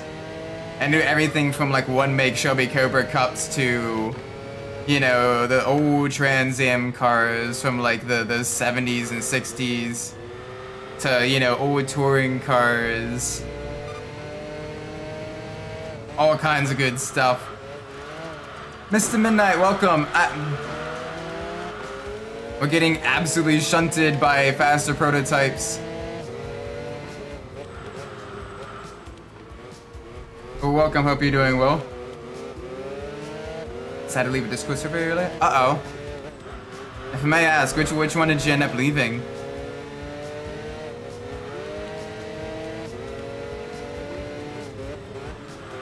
Hopefully no major drama or anything like that.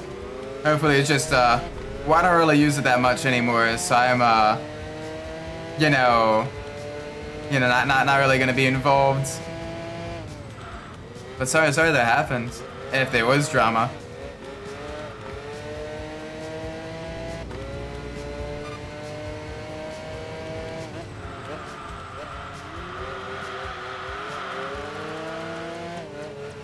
Alright, yeah, we may have to settle for a third place here. These LMPs are just a little bit too fast for us.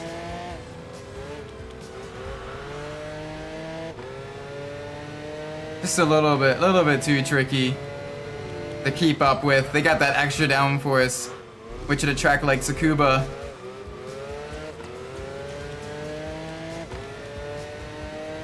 So there's a YouTuber who made a 7 now. That's longer than the movie itself.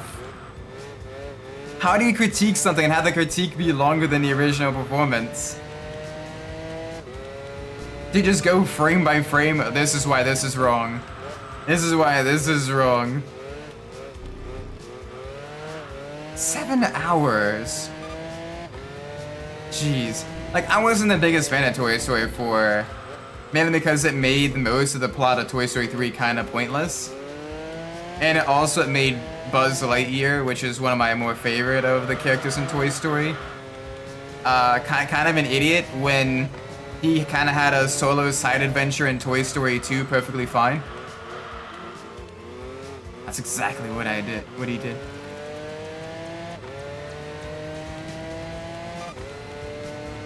Jeez. Like that's a little bit much. Like in this frame, you can see just a little bit of anti-aliasing from the render software. This is why this is a bad movie. Like, really?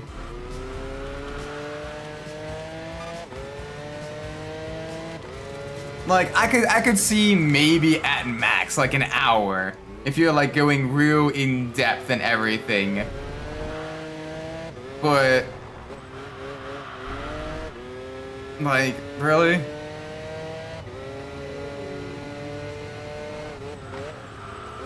You made 3 good points and the rest was screaming about stuff like a driveway. Oh gosh. If I ever make a review video like that, please just bonk me upside the head with a hammer. Like, I know sometimes I can have a little bit of hot takes, but Josh. Have some random Fiesta ST in your shitboxes versus Camaros. I mean, funny you should mention that. That's basically most club level racing. You have things in the UK with like the 750 Motor Club, and then in the States you have the SCCA, where as long as the cars are roughly in similar performance, there's usually a class for them and everything. So, you know, you do have some level of that going on already. Kind of the Forza Motorsport lobby type of stuff. Welcome to CKM, hope you're well. Yes, PlayStation 2. We're playing the PlayStation 2, the emulator of the PlayStation 2. With Enthusia Professional Racing. At Tsukuba Circuit. And a McLaren F1. Racing off against LMP1s that are Very fast. Surprised one of the JGTC cars beat the 787B. It says like Cinema Sins, but they're a parody. Yeah, and even then, Cinema Sins is kind of a bit obnoxious at times. But bruh. Like, don't get me wrong, I don't usually hold back much with regards to like my like or a dislike of something. But jeez. A full dissertation of like why a movie's bad, like, dude, that's a bit much. That's a little bit much. Ooh, alright, I got a bunch of LMP cars here as well. A little bit of a drink. Guys, invite him to stop having fun. Yeah. Let's roll. On to the kitty cat again. Unfortunately, when you're driving the tarmac race cars, you don't really have a whole lot of options for what tracks you drive on. Imagine being a guy who used to run a restaurant. Excuse me, I ordered this steak vegan and medium vegan. This is rare. You need to cook it for like 0.5 more seconds on each side. Also needs to come from the best cauliflower beef out there. Like, bruh.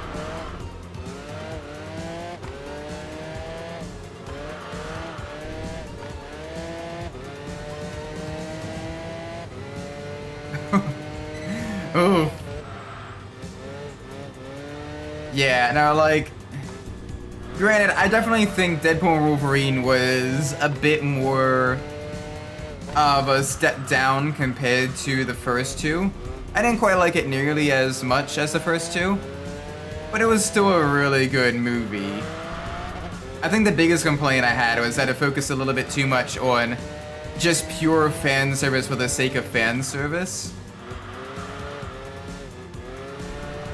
But it still wasn't bad. Like, it was an enjoyable movie that had a lot of what you which had a lot of what you want from a Deadpool movie. Like, it's not, you know, like, there's nothing like bad about it. It's just stuff that I don't quite like as much as someone else might. But like, all the actors still did a great job. Yeah, like,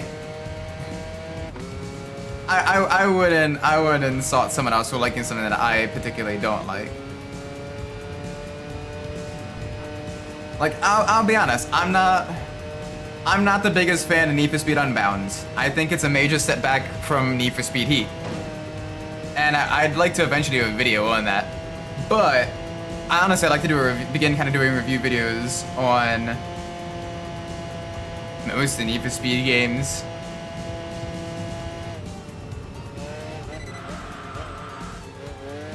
But yeah, it's just kind of silly though. Like, I wouldn't insult someone for that liked it. I just feel like, you know, this is where I think it kind of dropped the ball a bit.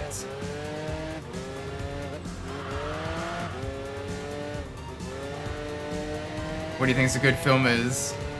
I don't know.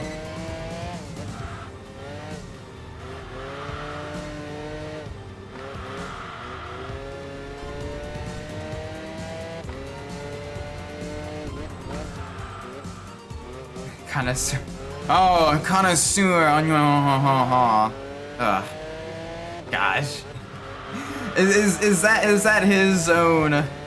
Is that his own words, or is that like just kind of a more of a mocking kind of his snobbiness? Like, don't get me wrong, I love junk food games that kind of, you know, aren't necessarily games that are entirely cash grabs, but I still love them because they still are fun. Like for example, a lot of the THQ Hot Wheels games, they are kind of cash grabs, a cash, on like the franchise and everything. They are fairly well made cash grabs and are genuinely enjoyable to play as video games. But there's like, there's nothing artistic about them. But they're still really, really fun.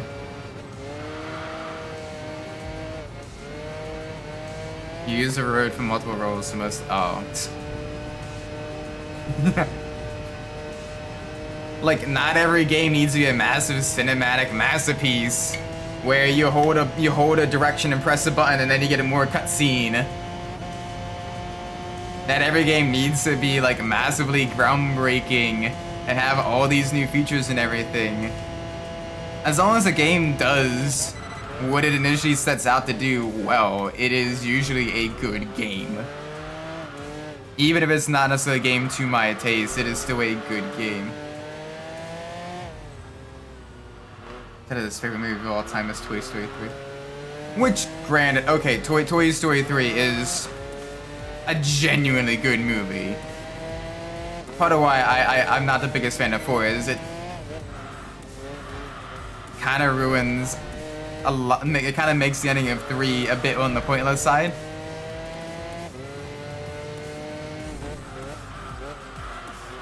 But yeah.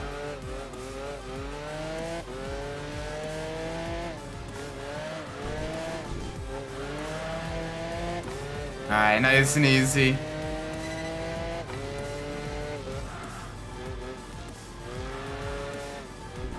Ah yes, out there, Toy Stomach. Yeah. Yeah, like, I still thought Toy Story 4 was a well-made movie. Like, the animation and the environments and everything are genuinely beautiful. The voice actors did a really good job in their roles. The humor for the most part was on point. It's just, like, if it was a standalone movie, it would be a genuinely good movie. It just frustrates me that because it kind of made a lot of the points that 3 was making. The passing of the torch, the learning when to let go, the learning when to kind of move on, the learning to let someone else and sharing your love with someone else kind of gets thrown away in the opening stages of 4. That's a huge follow base too. Oh yeah, unfortunately, you get people that have the inflated sense of self-worth, but that is the nature of the algorithm and what people want to watch. Sometimes people watch things for the lulz, sometimes people watch things to mock it, sometimes people agree with people. It is the nature of the beast. I do this because it's fun. I'm not here to be famous and make lots of money or whatever else. If that happens, awesome. If not, I can look back on this and say I still had no regrets. I enjoy doing the streams. I enjoy, talking about all my favorite racing games and all these cool race cars and everything. Like, I wouldn't.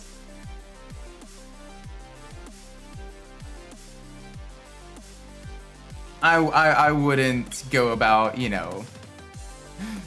I wouldn't tie my success just to numbers, or how many likes a video got, or how many subscribers I have. Would it be cool if that happened? Yeah, sure, but I enjoy what I do.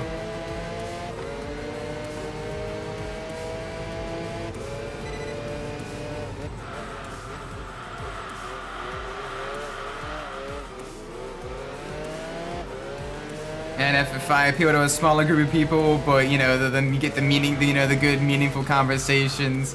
You still get to have fun when chat and everything. Like, that's the fun of streaming. Last message just pop up.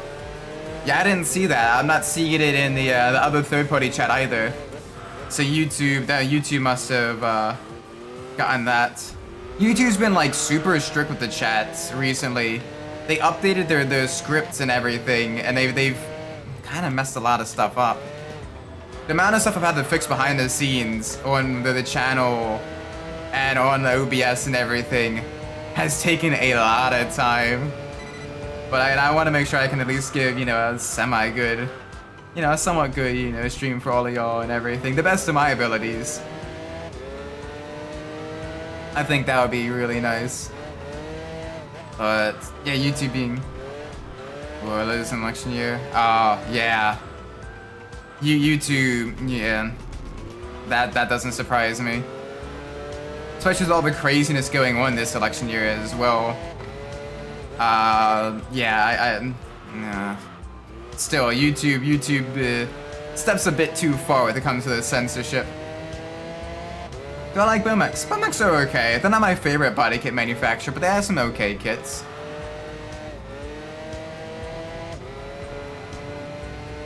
They got some okay body kits. But I generally prefer things like Sea West or Vale's Side or, you know, Wings West and all that stuff. I do like those kits a little bit more. And Varus as well. Varus makes some good modern kits. But, yeah. Going back around Tsukuba looks weird. It is weird. Like, some tracks just do not work backwards. Tsukuba kind of works, but most tracks don't. In this game, you can drive around the Nürburgring Nordschleife backwards, and it is genuinely terrifying. Because what you get used to in so many other racing games, trying to make it backwards and adjust your braking points, it just doesn't work. Which is why I kind of avoid backwards Nordschleife like the plague, because it just doesn't work.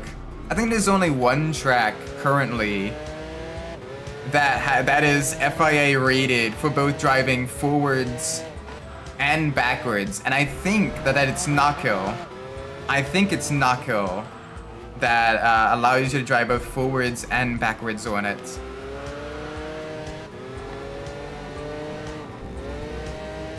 Which is pretty awesome.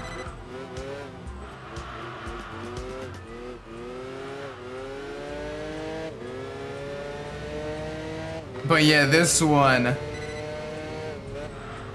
you need to rework a lot of things to make it both a viable drive forwards and backwards. Firstly, you're gonna need to massively extend the runoff area at the end of this straight here, because you're so close to the wall that if your brakes fail or whatever, you're going into that wall at a fairly high rate of speed. If you come around this way, you're going much slower, so you can slow down in time. You're also going to need to move that back or install the safer barriers at that corner, because otherwise, if you hit it, you run the risk of going through to this side here.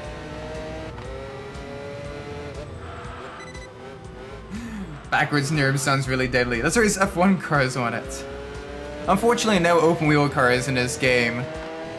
But it is still, even in the high-end GT cars, it is very tricky. Like, it bends your brain as well, because you get so used to it one direction, and you try to drive it a different direction, and you're just all out of sorts.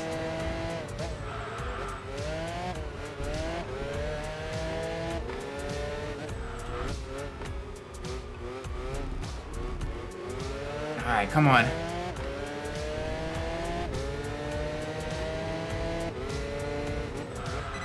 Easy, easy, easy.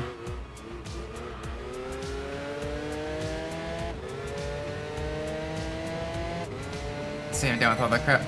Understandably so, like, if you're getting insulted for liking, a certain piece of media, like, that's a bit beyond the pale.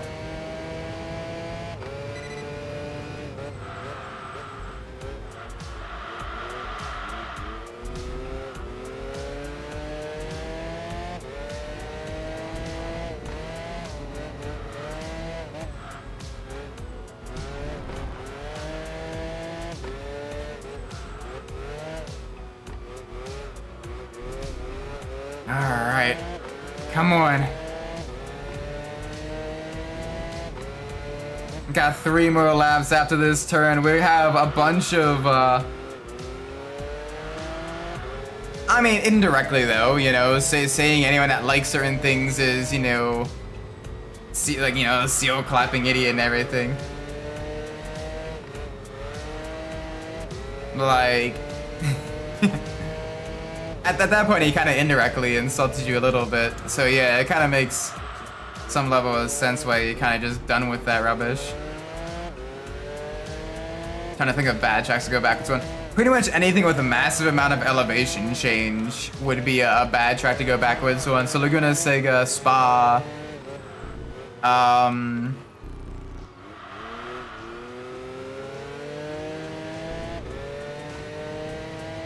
Bathurst. Bathurst would be genuinely terrifying. Bathurst would be genuinely terrifying.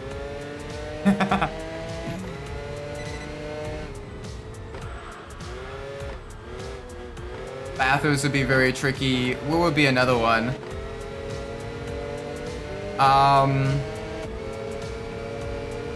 Suzuka, I imagine, wouldn't be that bad. Suzuka would be pretty okay. Although 130R wouldn't be nearly as tricky. And braking for the hairpin as well as Degner 1 and Degner 2, which would be backwards now, would be a bit interesting. But Suzuka wouldn't be too bad. Silverstone, okay, well, not being safe because of runoff and everything, wouldn't be terrible to drive backwards. It just wouldn't be able to exist IRL because the runoff would literally lead you crashing to barriers that would push into the track elsewhere. Because you're approaching a tighter corner at a much higher speed.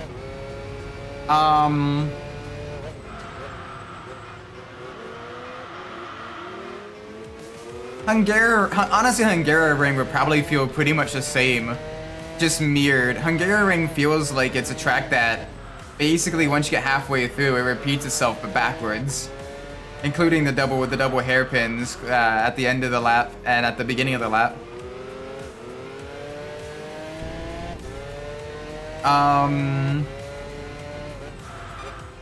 Oh, backwards Monaco. Backwards Monaco would be unironically very tricky. Trying to get a good line through Saint Devote. Yeah, Monaco. Monaco would be genuinely tough. Backwards. Trying to climb up the hill in an F1 car, the high-powered F1 car, while trying to climb up. Oh man, you'd either stall it or you'd spin the rears so much. I don't think it'd be possible. It's barely possible nowadays in a modern F1 car regularly.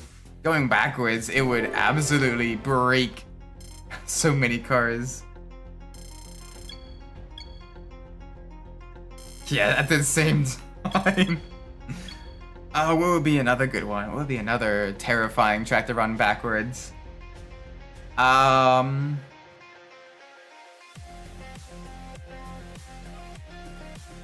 Watkins Glen wouldn't be too bad. Coda wouldn't be too bad. Indianapolis, ironically, wouldn't be atrocious.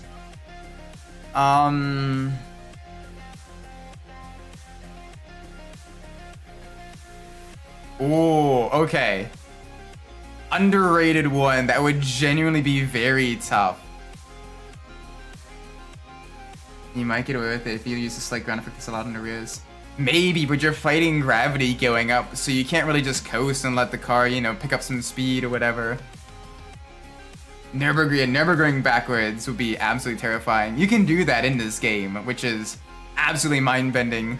Also, welcome to Samurai R33. Hope you're well. What would be another terrifying track backwards? Oh, yes. Unironically, Snetterton, the 300 layout, would be terrifying backwards. Because while you have turn 8 and 9 to really slow yourself down before you kind of pick up some speed to go through bomb hole.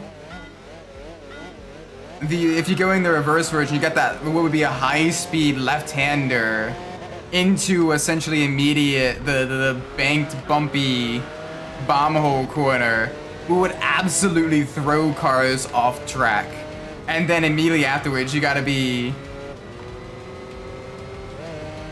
you would immediately be ow.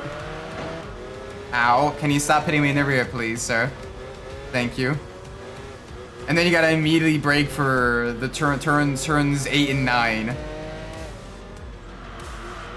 Now maybe I'm a masochist, but I actually kind of like Snetterton as a track.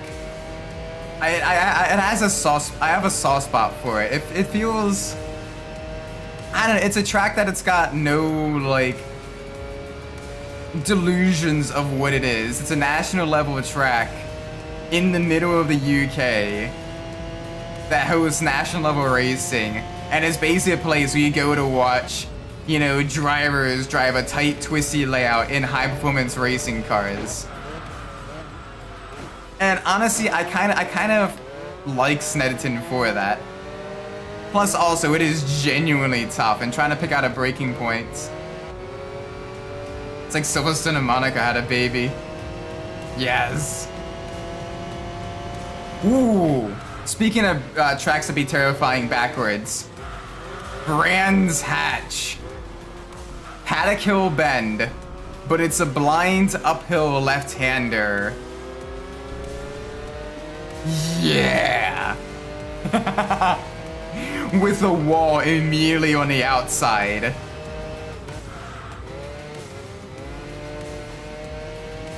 No gravel to slow you down. Just an immediate wall. Oh, that would be... That would legit get someone, you know, put in the hospital. Or worse.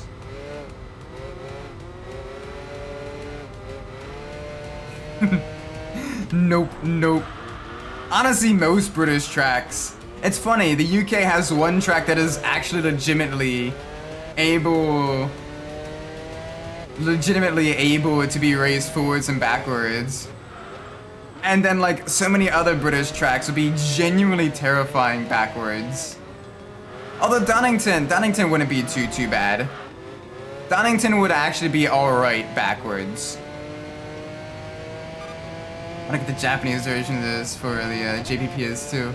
Oh, good luck.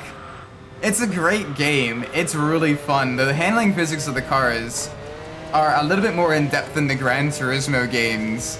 The sound design is really good. The career mode's a little bit weird. Kind of focusing more so on seeing how much you can punch above your weight, rather than, you know, doing sort of mock races where it's kind of a, you know, kind of a celebration at different types of cars and everything. This is more, okay, you're driving this car, here are some vehicles that are kind of similar in some way or another. Let's see how well you can punch above your weight. Like right now, I'm up against GT1 and LMP cars on the Nordschleife in a McLaren F1.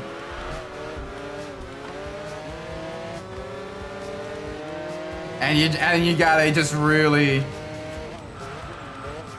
punch above your weight class. Sorry, we got downforce. I mean, it is genuinely fun. It is exciting. And you get the exact right car and track combination where you're just flowing through the corners. It is an absolute blast. And there's so many good and so many kind of more rare and obscure cars in this game as well. It's good. It is so good.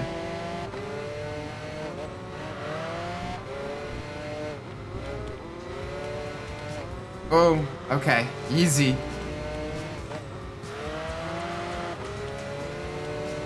Honestly, the fact that we're keeping up with the R390, despite it being a later stage GT1 car, production special. Sebring wouldn't be too terrible. It's fairly flat. Sunset would be an interesting corner. because you kind of start wide and then it gets narrow instead of starting narrow and then being able to run wide and pick multiple different lines through it. So it's not a bad, wouldn't be too terrible a track. The turn 1 would become the final turn, and that one would honestly be a little bit easier. Pit entry though, ooh, pit entry would be genuinely difficult. Pit entry would be very tricky because you'll be entering pit entry kind of right on the racing line basically. But you gotta slow up a lot more so you don't spin out on going to the bumps. Whoa! Saved it. Saved it.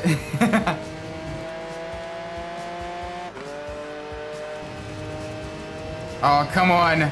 Come on, you beautiful BMW V12. We got a turbocharged Nissan V8 behind us. Oh, but it's got more top speed. No.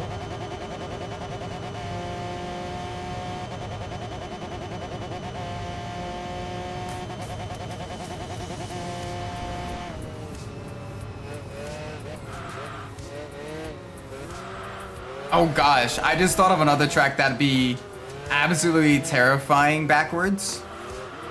Zolder. You get less straight than Monza, and you're going into a tighter chicane than Monza. And we all know how Monza turn 1 is, even in real life, let alone in the racing sims. Not gonna lie, I'd rather take Brands Hatch backwards and drive Jetta forwards. Jetta's a tough track. That many corners, all flowing one into the next. Holy cow, that track just eats up tires as well. It's a beautiful looking track though, especially under all the lights. But oh my word, it is terrifying. But Zolder would be absolutely terrifying. Oh, I have hiccups. I have the hiccups.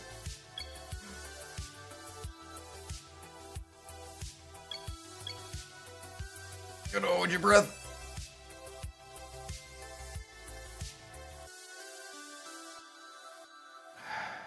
Okay, I think that stopped it.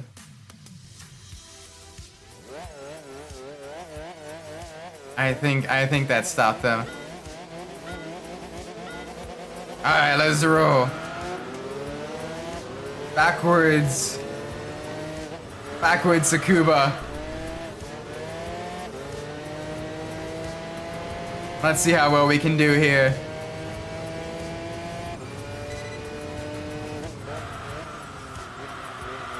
We should be able to win this fairly easily now that we got some more vehicle upgrades. We got the extra grippy tires. We get to really see how fast we can go around this course. I want to eventually do a forwards run to see how much fast we can go under the 1 minute barrier here. I know that the Group 4 cars, all-time favorite track in a racing game. Yes, the Tsukuba is a lot of fun to drive. I wish you got more international love in motorsport.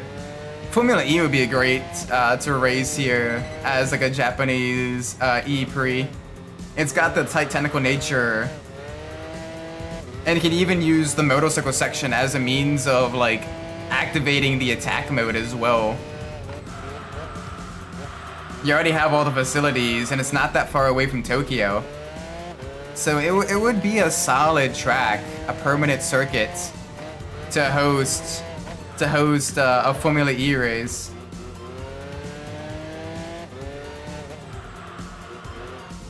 Yes, let's put every corner on a track that's located in Saudi Arabia. I'm sure nothing will happen to the tires in that heat.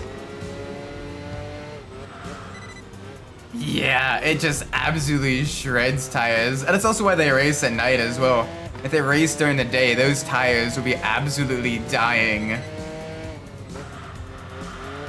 But even then, they run like fairly hard compound tires for that race because of the sheer amount of high-speed corners the softer compounds. For example, if they ran like a Monaco tire set, the drivers would be on hards, and the hards would last like 5 laps there. Because the hards at Monaco are basically the softs at Jeddah.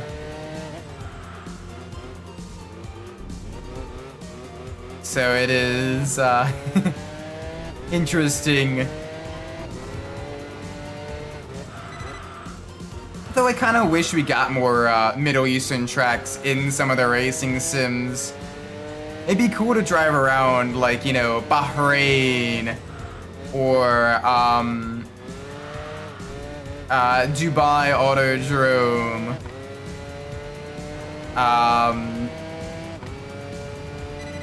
Like those tracks.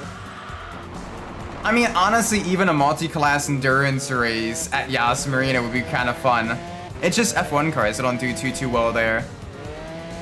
But like, when supercars went there back in like the early 2010s, and they raced on the national layout, like, they put on a good show. They put on a really good show. So I think it's just F1 cars that couldn't really do that well there. But if you ran like the WEC, if you ran like the WEC at Abu Dhabi, honestly, like, that would be pretty cool. You could have it be like instead of like a race event, you know, throughout the day, have it be like a dusk to dawn event throughout the night. As you have all kinds of GT and prototype cars racing by and racing past the hotel. A full all-night race. That would legit be kind of cool, actually. And with the tighter technical nature of the track, with a lot of its 90-degree blind corners, it would make multi-class racing very tricky, as you gotta really work with your spotters and with your race engineers to manage traffic in order to do well there. I think a WEC race at Abu Dhabi could work really well.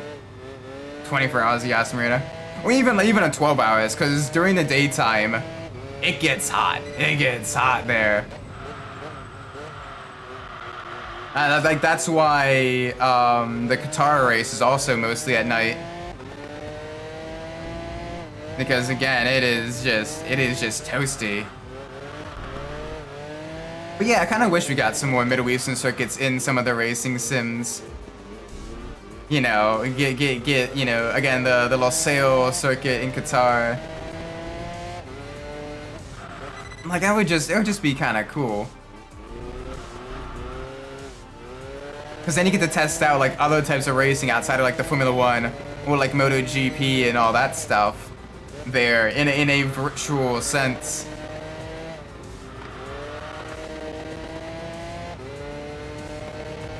But yeah, an endurance race at Yas Marina would be actually kind of fun.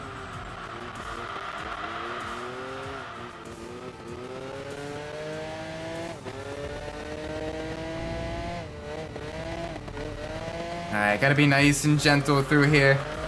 We're surprisingly far ahead, holy moly. We are very far ahead. Oh.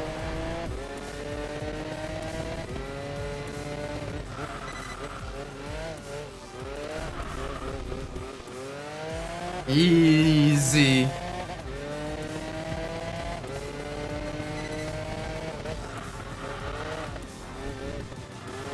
Okay, we're good. Alright, I want to push. I want to see if we can't lap last place. They're about,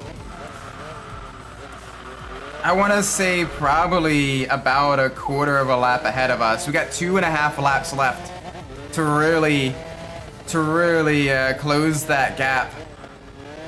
I want to see if we can't do it. We're running 51-second lap times right now. Absolutely mind-boggling speed.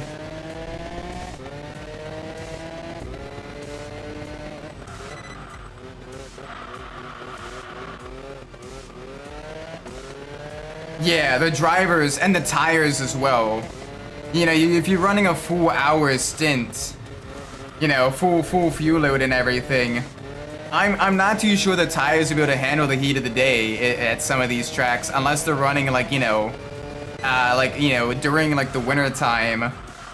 But even then, the winter time's not that much cooler than the summertime. But that would be super cool to see. I think, don't get me wrong, but don't correct me if I'm wrong, but I think there already is a like the 24 hours series races at Yas Marina, but that it's more of like the GT3s are the fastest class, and then you have, you know, GT4s, TCRs, and I think GT2s as well, something like that. Like, I don't think there's any like prototypes. Having the WEC race there with, you know, the full and, you know, GT, not GTE, LMH, the hypercars, you know, the high dollar race cars and everything, like, that would be really cool.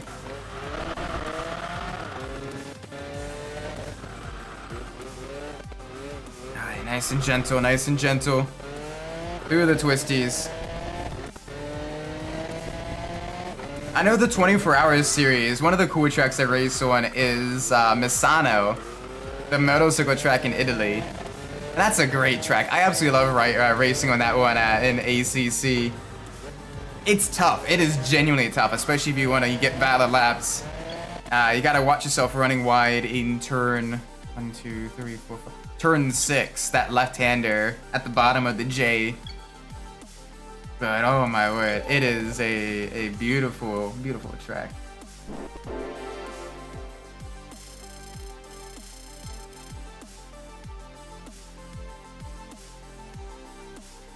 Holy moly. Alright, the car is now complete. Let's see what compact car we can get now. Let's see what compact car we can get. We're going from the pinnacle back down to the pit. Oh, we don't have a whole lot of choices for this page of compact cars. Only 3. Watch it's just 24,000 on, just seeing how they handle those cars. Yeah, they got some crazy speed, those vehicles. Absolutely amazing. The downforce they produce as well. Alright, so we got 3 car choices here. We got the Mazda Demio, otherwise known as the Mazda 2. The Mitsubishi Colt. Yeah, we got the Civic RS. Only one of these cars has more than 100 horsepower. So, let's go see what our car is gonna be. If it's a 1, it is a Demio. If it is a 3, it's a Civic. It is a 1. We are racing the Demio.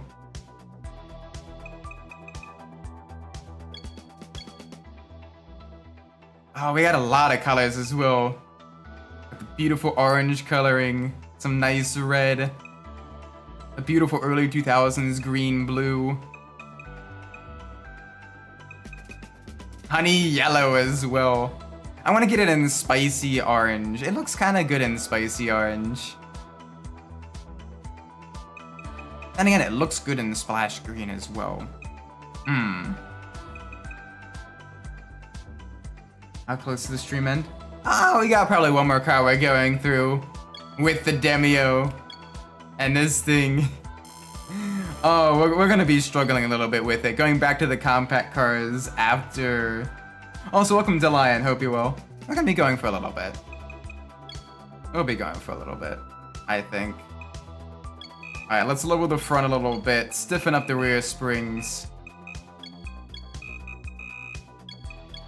We want to really get some of that, the oversteer, that front end bite.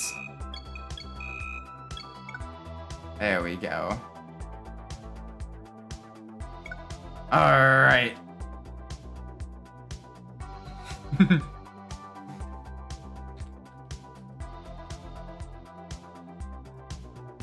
Now this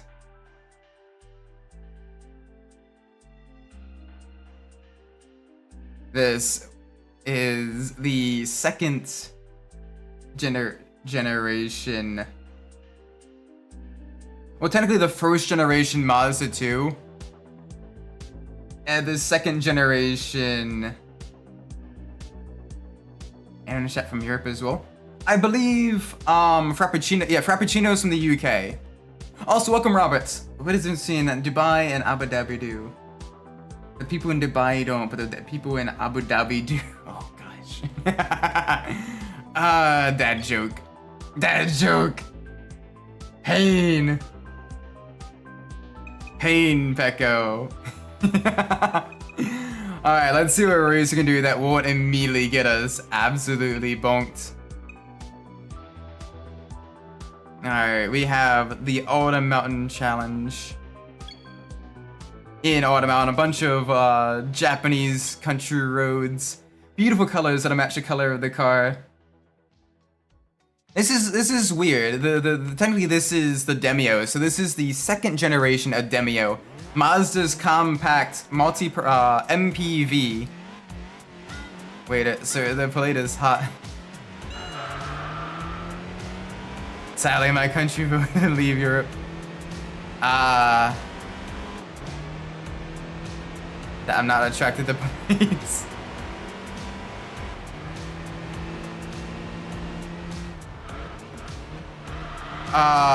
Just don't make a pansexual joke.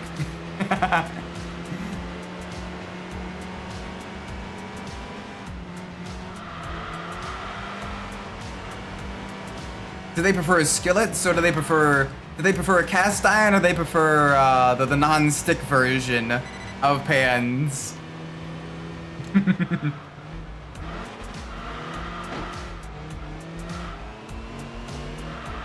Why am I like this? Alright, Mazda versus Mazda. We have Mazda's latest rotary sports car, the RX-8, with the Renesas 2-rotor engine, making about 250 horsepower. And then we have the Mazda Demio with a little inline 4 series engine that's, you know, less than 2 liters. Less displacement than your average soda bottle at your grocery store, trying to keep pace. And the Mazda's touring with us. The RX-8 is absolutely toying with us. Look at that speed on the straights. Thankfully, the adjustments we made to the suspension are allowing us to really hang with it in the turns. Teflon pansexuals. Teflon. I love having microplastics in my body. Teflon. Alright, easy through the corners. This is a stock Demio as well. We haven't gotten any upgrades for it yet. This is Dad Jokes 101.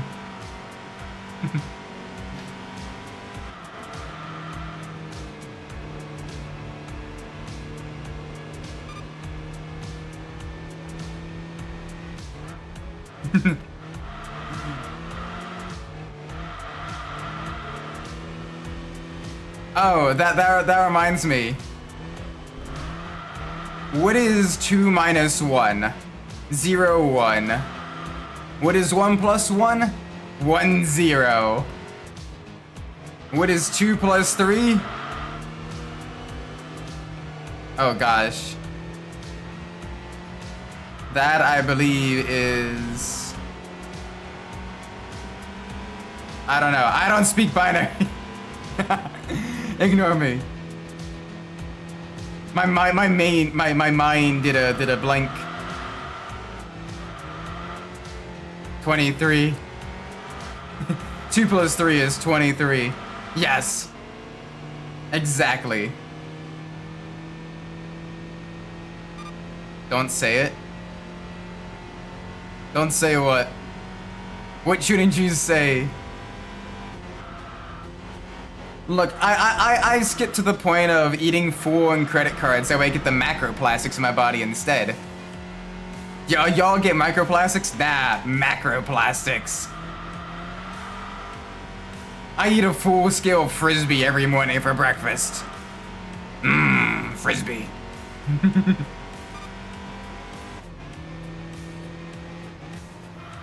Gosh, this track is absolutely beautiful though.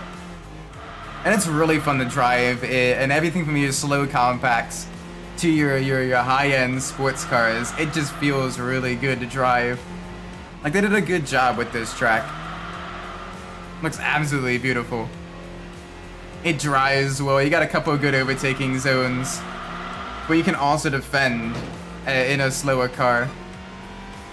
You're not really limited by your top speed.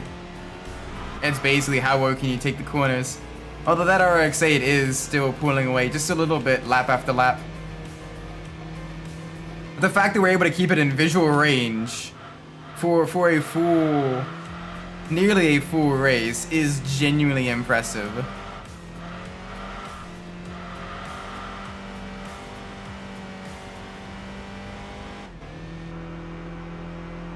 Honestly, it doesn't look that bad. The Mazda's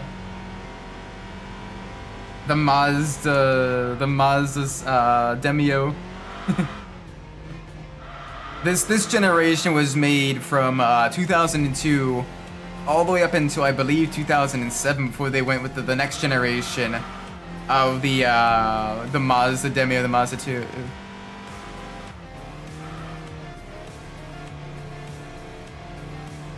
Yeah, the stickers as road bumps. My country uses the 3D technique still in 2024. Oh, no, don't worry. I know a couple roads near me that still use the full-on road humps. And holy moly, are they road humps. Like, damn, every couple of feet it's whoomp, whoomp. And you slow down to like 10 miles an hour and it's still whoomp, whoomp.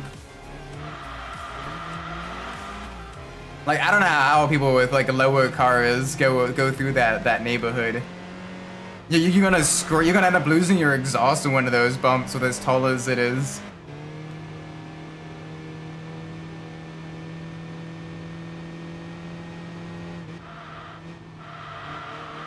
Alright, come on. Nice and easy. Final corner. Let's get this second place podium.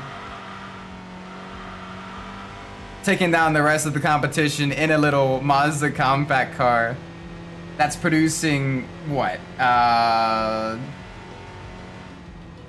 has the 1.5 liter engine producing 113 horsepower.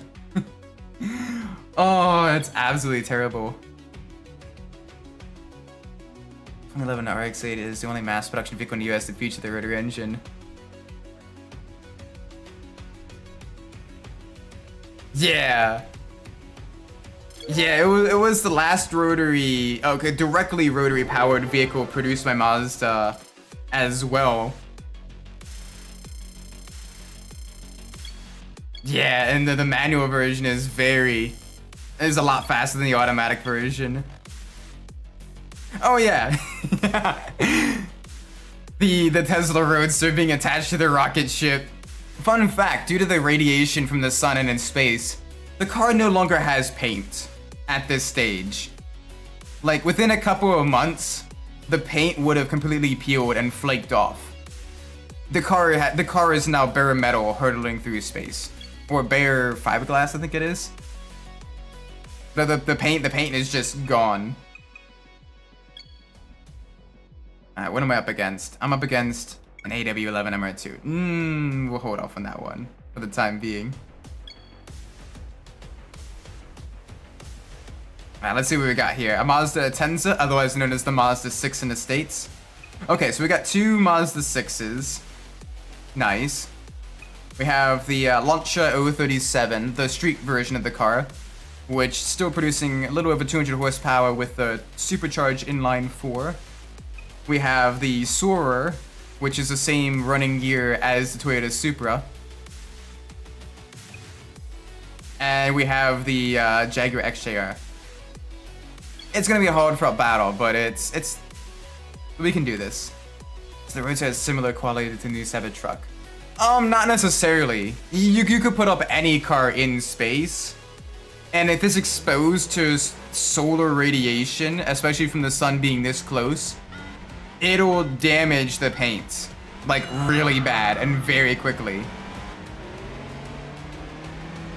Like for example, correct, I'm pretty sure, like the flag that we put on the moon has, at this point, has been bleached and now is a pure white flag. The colors of the flag have been bleached by the solar radiation of our sun. Wow, this thing is slow up hills.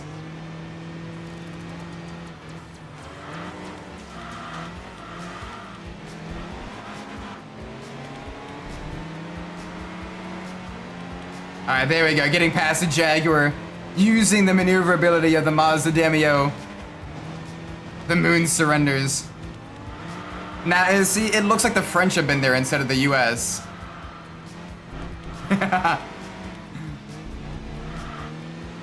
Me wanting to say jokes about a white flag in European country.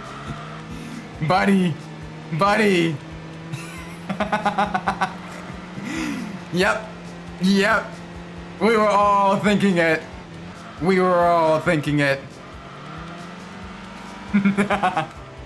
I apologize to any French people that are watching the chat, that are watching the stream. I can't be too mean to French people though. There's a French guy that makes a lot of my liveries for sim racing, and it does a really good job on that. So, you know, I don't want to insult the French too much, just in time for the Olympics.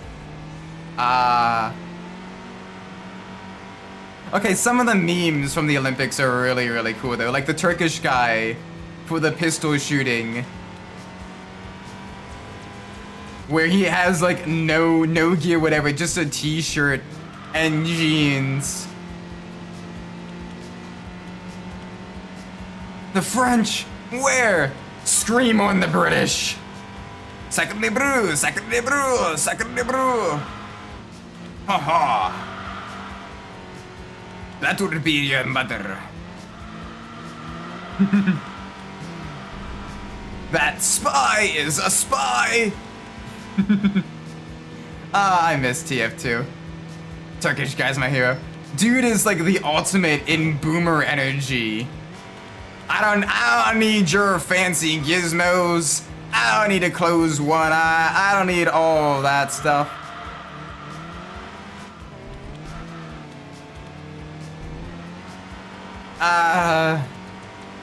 I just need a t-shirt and aim. Like, I totally wouldn't surprise me if the guy ended up being like Turkish Special Forces or something crazy like that. He just, I don't know, he just built different. He's just built different. And also he's a cat guy. Like, he literally on a social media, it's like pictures of him just chilling and vibing in a chair with his cat on his shoulder, also chilling and vibing. Looks like a dad waiting for his daughter's date, bring up him 5 minutes late. He's just like, yeah. Like the rest of them are like, you know, some cyberpunk character with all the gear they got and everything. And he's just like, nah. Who needs gear when you got vibes? It's like the people that like do a bunch of research on a track, watch a bunch of lap guides to put together a good time, do all the data analysis, and then you have some guy that just shows up on a race day that's just like,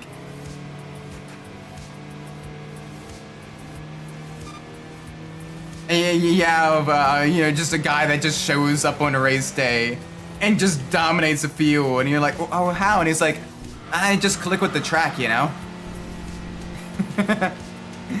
That's just what happens. Oh, man.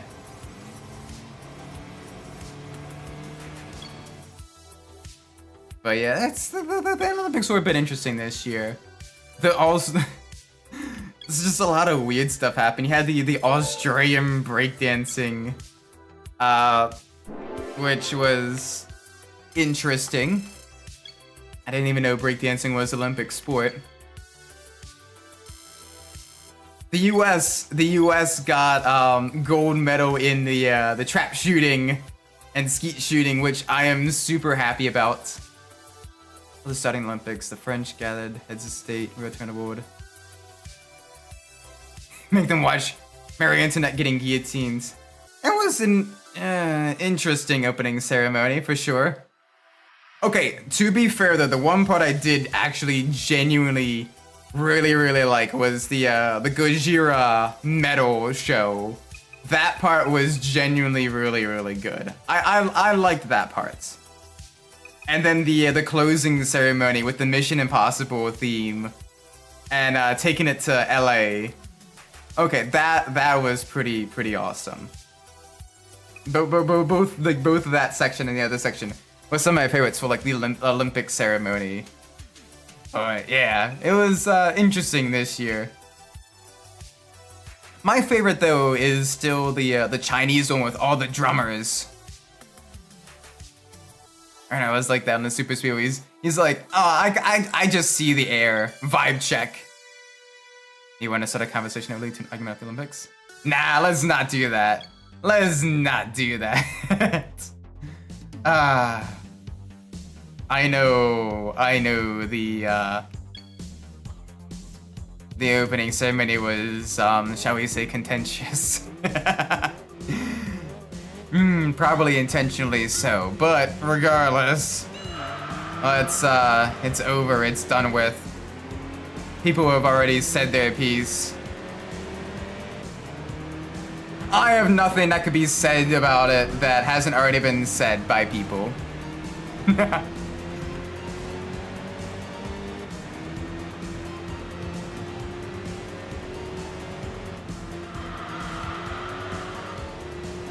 Besides, you watch Olympics for the sports.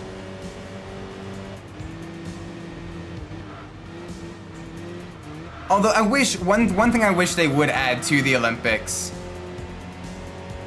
One thing I wish they would add to the Olympics is some form of motorsport.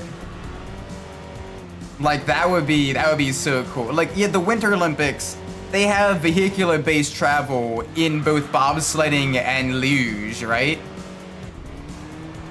So it'd be cool if we had some sort of vehicular-based travel outside of like just biking in the Summer Olympics as well.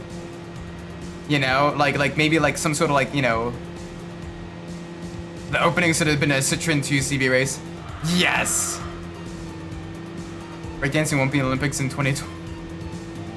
It seemed like it just got added already. It's just being surrounded in controversy. Like, holy cow. Oh gosh, this thing's only got 5 years.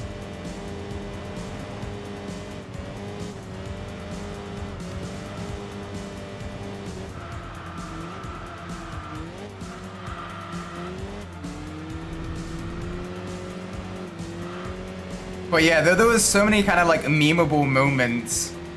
For example, there's one that people were joking about, the pole vaulter. And already just saying that you already get a little bit of, you already know where this is heading. The one pole vaulter, the poor guy, Mans is suffering from success. Mans is suffering from success. He literally failed to get over the pole because his own pole, not the one he was jumping on, but the other pole, was hit the hit the pole. Not to hit the pole, but hit the bar. So yeah. People have been doing the DJ Khaled suffering from success for that. Got hung up. I've hung him more than one ways, that's for sure. Oh, well hung up. Oh gosh. Ooh, motorcycle ice racing, yes! That would be good. That would be a cool sport. Kind of do like an ice oval for the motorcycles and have them racing around with the spiked tires. Yes. That would be amazing. Because it's still super physical. Hope he makes a huge return the next Olympics. All I'm saying is even though he didn't win, I guarantee there's probably a line at his door in the Olympic Village. There was probably a line at his door in the Olympic Village. I'm just saying. How do your countries perform? That is a good question, actually. I didn't watch too much with the U.S. in the Olympics. I mainly watch a lot more of like the shooting sports because it's fun watching some of those. I know we gold medaled in all the shotgun sports, which is really awesome. Mr. Hancock. Mr. Hancock, you know, really bring it home. Great job to him. Perfect winter sports. Oh, even the snowmobile races. Oh. Yeah. Snowmobile races would be kind of fun too. You gotta be careful that the snowmobiles are kind of dangerous. Because those ones they're a lot heavier than motorcycles. So if you flip them, they can cause a lot more injury than a regular motorcycle can. Because there's just a lot more to them, a lot more weight. And so they can cause a lot of damage if you flip them and they land on you.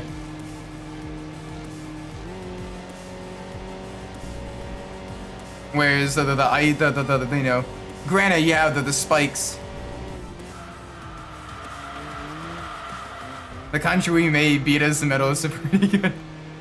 Do you know how little that narrowed it down?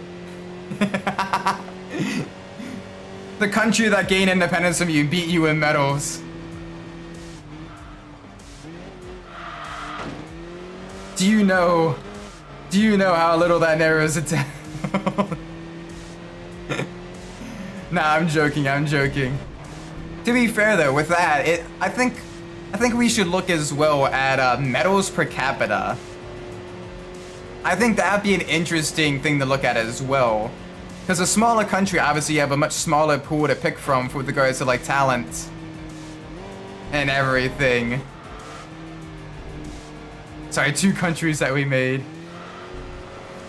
Yeah, I think what Canada beat you as well, right? Canada's the other one. Or was it Australia? Which one was it? Which one was it?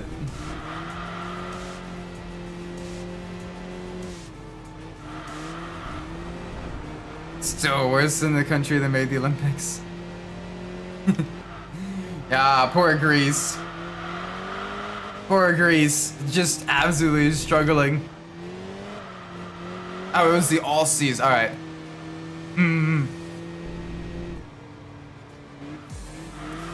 Maryland, if it was a country, it would have been 7th in medals. Yeah, we got a lot.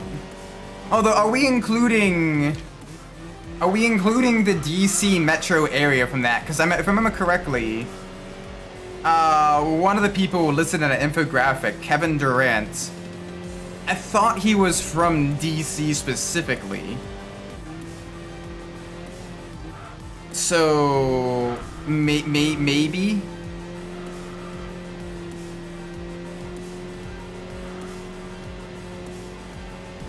Maybe? I'm not too sure. But were the Empire again, it would be first. Oh yeah, you'd have just so many people though. Like just imagine, you know, have all the Aussies, all the Americans, you know, all of them. It'd be crazy. So the Brits didn't do too bad. The Brits didn't do too terribly.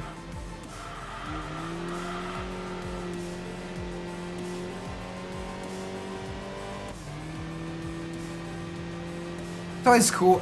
For some of these events though, it makes you wonder how do you train for them? Like where do you go to train for that?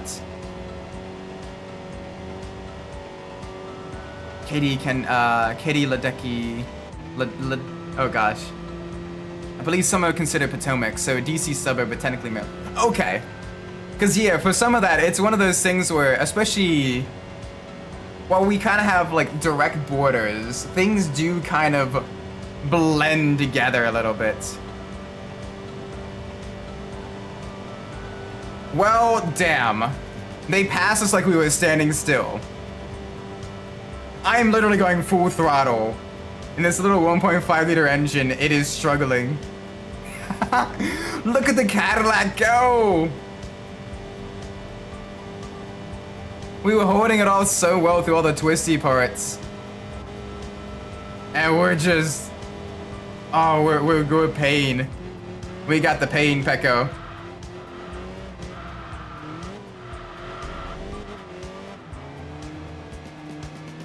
The race will caution got DC license overall. Ah, nice job, Zul. Congratulations. Welcome to being an Overboy.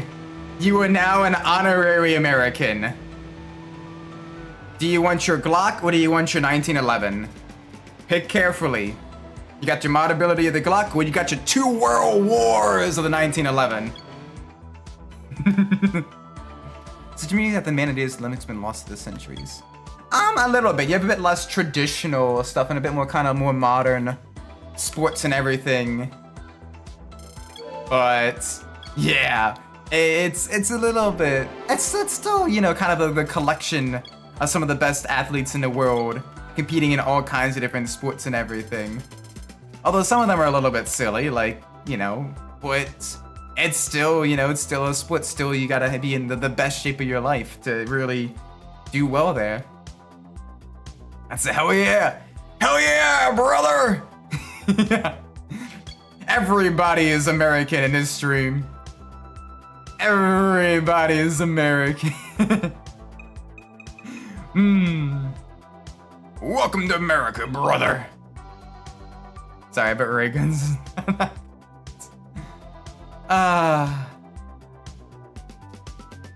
Hungary what left? Aw, sad. Okay, so yeah, so some people aren't quite like athletes, yes. It's weird how the breakdancing of all things is the one that has like the most drama. That has the most drama. In fact, I'm wearing a Harley Davidson cap is funny. Motorcycles, oh yeah, brother. Oh, that's the cool thing as well. We actually do race like Harleys and like Indians and like other baggers style motorcycles here. The AMA Moto America series, which is basically it's to MotoGP. It's to MotoGP what IndyCar is to Formula One. Basically the national level Grand Prix motorcycle racing. There is a support race called the King of the Baggers, and you can find the full races on YouTube. And literally they race, you know, stripped down Harley Davidsons and Indian motorcycles and everything with their V-twins through, you know, courses like Laguna Seca, Jersey Motorsports Park, Circuit of the Americas, and all of that. And it is so cool because you get the low rumble of the V-twins. I saw them, it was, yes! Absolutely amazing. If you ever do come stateside, I do highly recommend going to a Moto America race though. You get some super close racing and tickets are like really cheap. It's like $80 a person for a full weekend. Got 19 podiums for Hungary. Dang, GG Hungary. They were hungry for victory. Why am I like this? Why am I like this? Why am I like this? Oh, the Soarer got a bad exit out of the corner. Time to send it up the inside into this next one. A little bit of a love tap. Yeah, like that's the thing. I want to see for like Olympics throughout history, what the medals per capita. Beat me to the joke. It'd be cool to see the medals per capita for each country. That would be a really cool study to see if there's any trends over the years, or what countries consistently per capita producing some of like the best athletes. Oh, I want Hungary for Turkey and Greece. Oh gosh. If I go to America, probably kidnapped. Oh, don't tempt me. Don't tempt me. I'll get my passport. I'll head over to Malaysia. I could probably fit you in a suitcase. I could fit you in a suitcase. Nah, I'm kidding. I'm kidding. TSA wouldn't let me do that. The TSA would dive tackle me. TSA would dive tackle me if I brought on a water that was too big.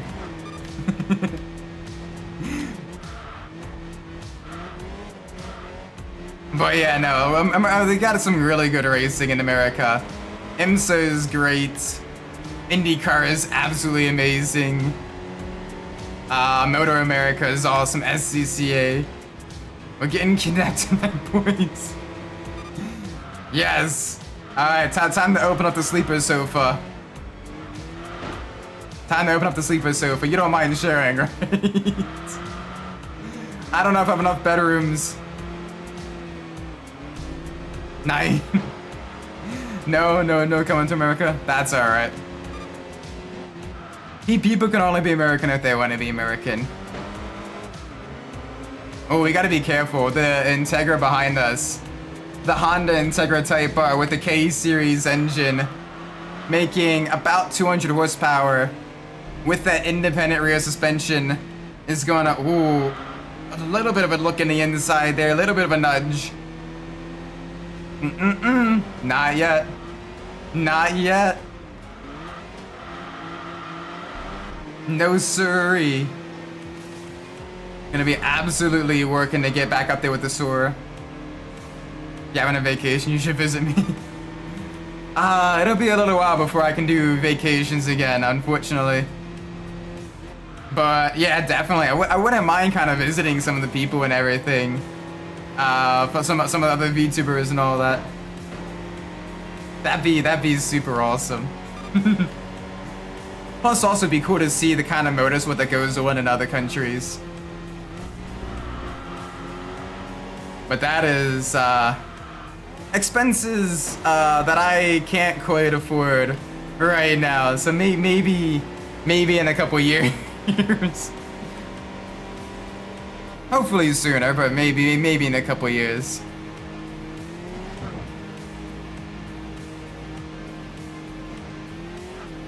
God, imagine a racing between me to meet up. Yes! We all find like a central location or like one big like bucket list motorsport event, like the 24 Hours of Le Mans or like the Daytona 24 or something like that. And we all meet up there. Like that would be so cool. That would be awesome.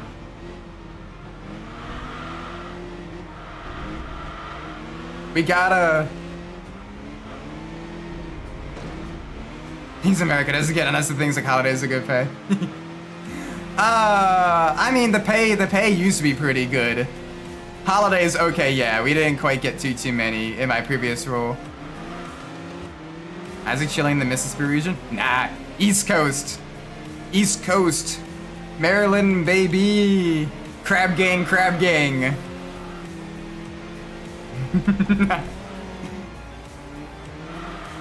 Crab gang, crab gang. Best crabs.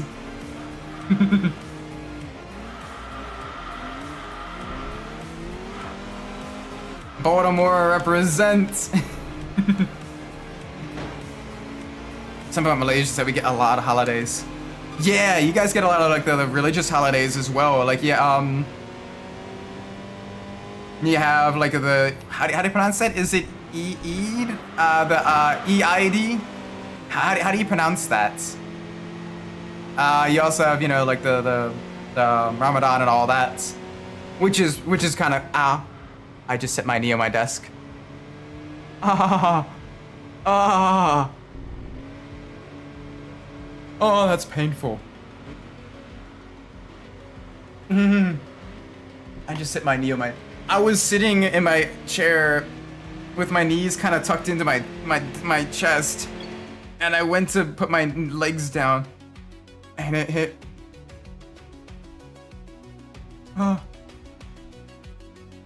Oh gosh.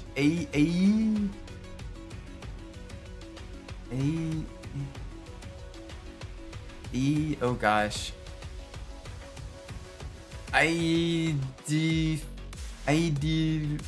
Feature. I can feel the pain. Yes, and now I'm giving you some of the pain because even with the pronunciation guide. Hang on, how do I pronounce that?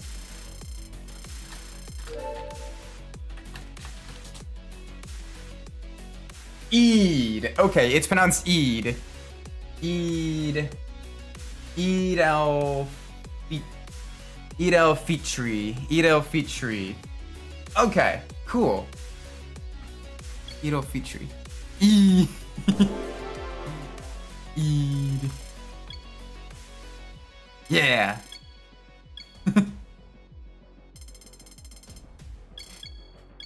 It depends as well. If you work for the government, you get a lot more holidays than if you're working in the private sector. Wait, is there really? There's 2 Eids. Huh.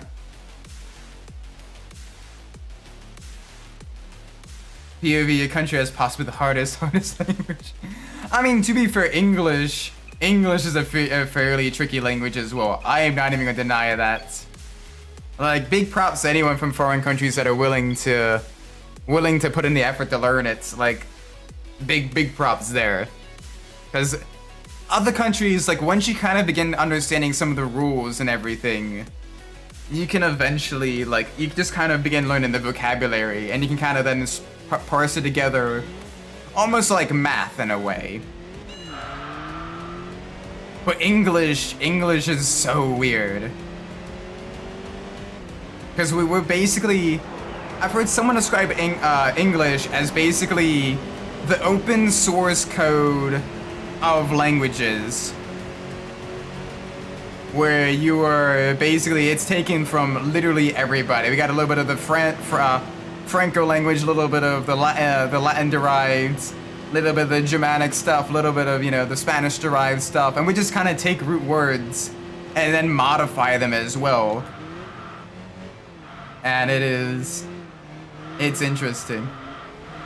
You learn English in 3rd grade, then a 3rd language in 5th. Dang, nice.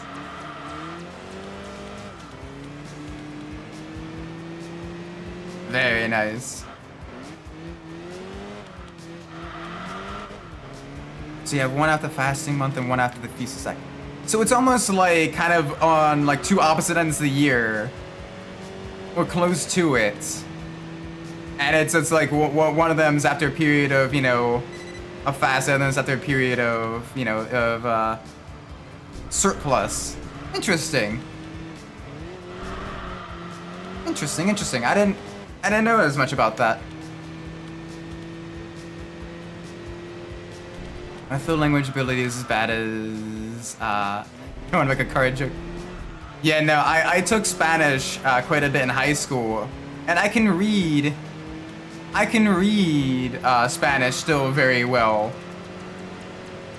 But like I can't speak Spanish well, and especially listening. My Spanish listening skills are very, very bad. But like, if you give me something written in Spanish, I could probably parse together what it's saying and figure out kind of roughly what it means. Supposed to learn French as a 3rd language. Oh, you poor soul. Oh, you poor soul. Ripperoni and cheese. Pain au chocolat.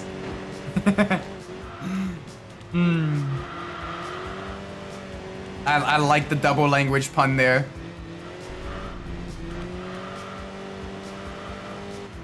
Alright, on to the tail of the kitty cat. Past Starfish Corner. And took German and I'm happy apparently. German's an interesting language as well. I had the option of either Spanish or French in my high school. And because in Maryland there's a lot more Spanish speakers than French speakers, I chose Spanish. This is a higher chance I'd use it in a day-to-day life. I had to take a French class in high school, got chosen for what language you learned. They never did learn it properly. Yeah. It's one of those ones. It's one of those ones where it's like when you're younger in your teens and everything, you don't quite get like the importance of learning the language. And then as an adult you get like so busy that you just kind of forget it. But I want to get back into kind of learning language, maybe brush up on Spanish. I used to be pretty good at it. I used to be pretty good at Spanish, but it's gotten pretty bad now. Well, I'm bad at tongue twisters. The tongue twisters in general, like English tongue twisters for me are difficult. I add to the Baltimore, Mid-Atlantic, Maryland accent, and some of them become just a mess. I don't think accent, so it's never gonna work. Yeah, trying to speak Spanish with the Baltimore accent as well is not easy.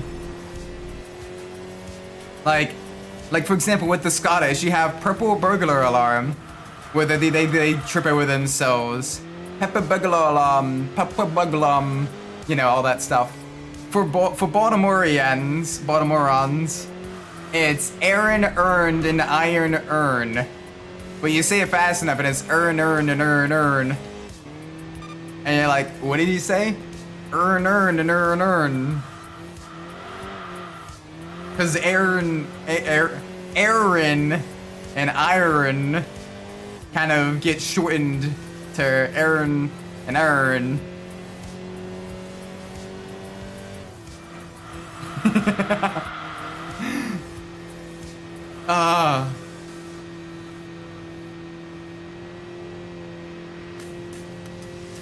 Just weird how accents and like different dialects and everything form. It's pretty cool.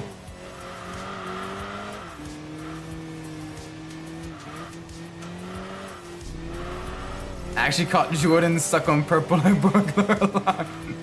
Yes. Poor Jordan, he's Scottish. Scotland forever! And he's he absolutely gets tripped up. That being said though, his accent isn't nearly as thick as it could be. Like, I can understand him, but sometimes I've heard his mom on stream or in like Discord calls, and I legit can't tell what she's saying. Oh no, not the Scottish. The Scots are Britain's hat. Freedom! See, the Canadians are America's hat that commit war crimes. The Scots are the Brits' hat that commit war crimes.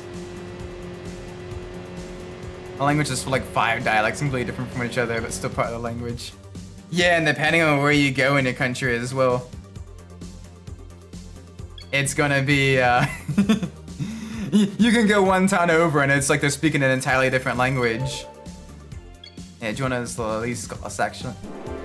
Yeah, I know, but you still hear it sometimes, especially when he says, now. Instead of now, it's nar. Bring it back right near. That's just kind of silly. Earn brew. Iron brew. American Angus beef. Ooh, alright. Front-wheel drive. Demio versus the Volts. The Volts is the same vehicle as the Pontiac Vibe. Both of them manufactured out in California. It was a joint engineering operation between Toyota and GM. Oh nah, can it be the Scottish? Yes, you have various accents as well. Yes. You go up to New York or down to like the southern states, and it's an entirely different vibe. Then you go out to like the Midwest, to like Minnesota, don't you know? And it's so strange.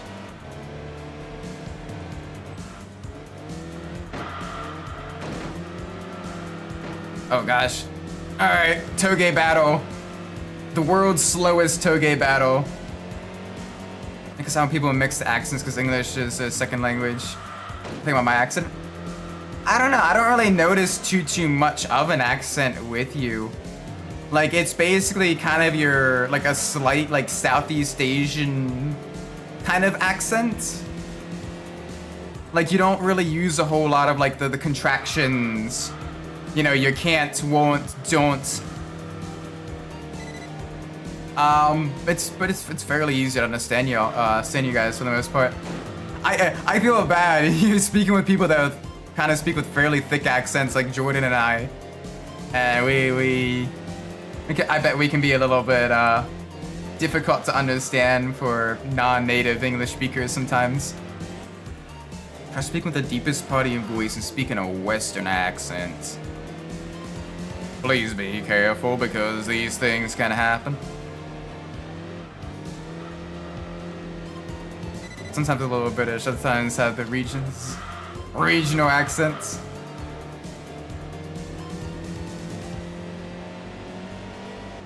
So if it's not British, and it's not the Scottish, would you then be Irish then, DeLion?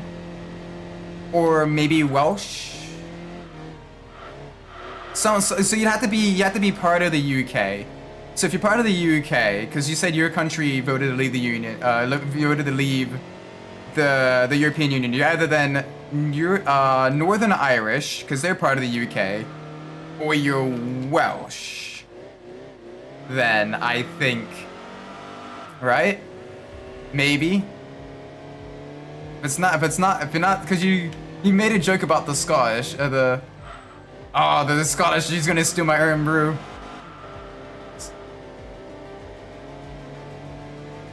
No, I'm not part of the UK. My country hasn't voted and is still part of. Oh, okay. No, I'm sorry. It's Frappuccino.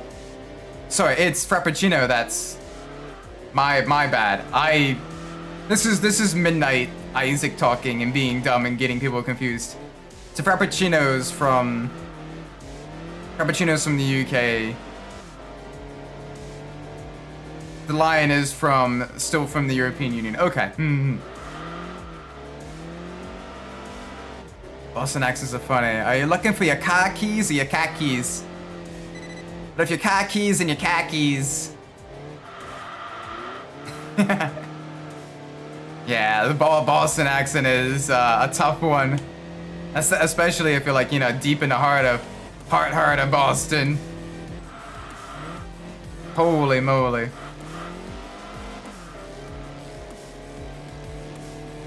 Yeah, that's the other thing. You get the urban versus rural divide as well in the US. So you can have like different regional and then even like sub-regional accents as well. Like most of the rest of Maryland has a bit more of a standard mid-Atlantic accent. But you go closer and closer to Baltimore, you get a lot more of like the Baltimore. My country received aid from the British to gain independence. I mean, Alright, well, take care, Zul. Received aid to gain independence from the... Gain independence.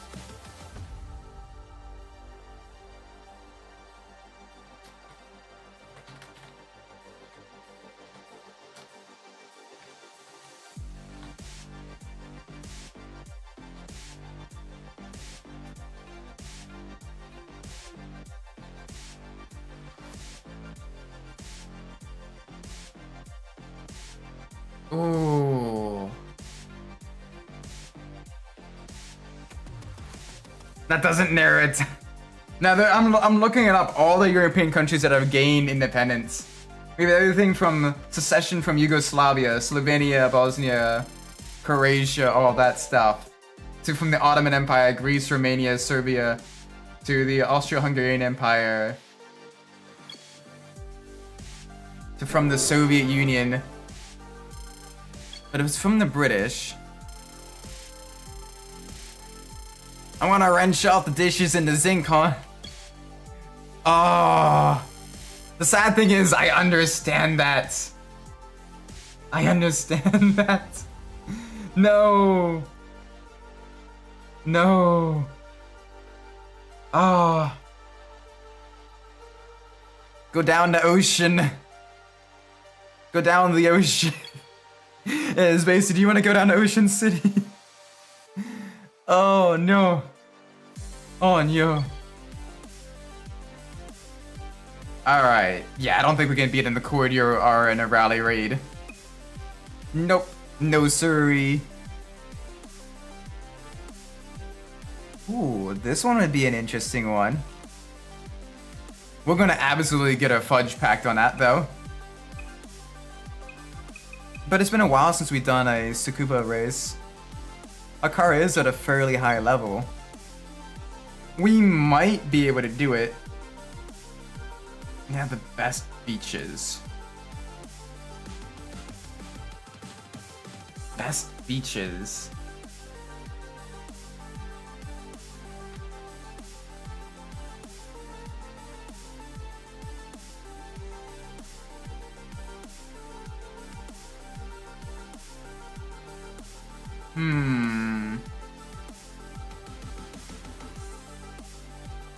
May have the best beaches. I wouldn't know. I've never... The Portuguese? Ooh, that's a good guess. Did Portugal ever get... Did Portugal ever get their independence?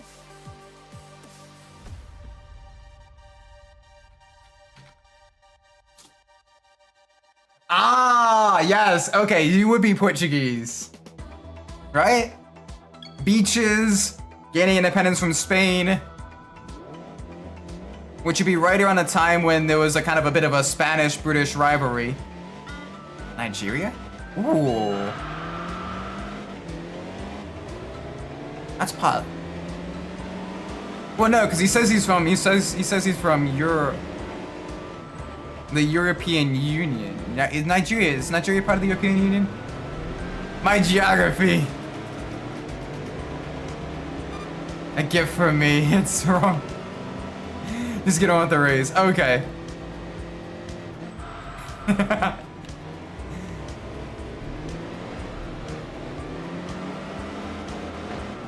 Alright, so not that.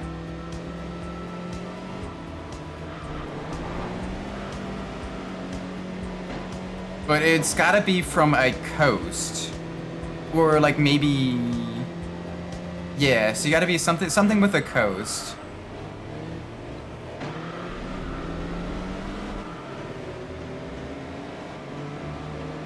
Tourists may surpass my country's population. Oh, okay, so small like nation state or city state type of thing going on.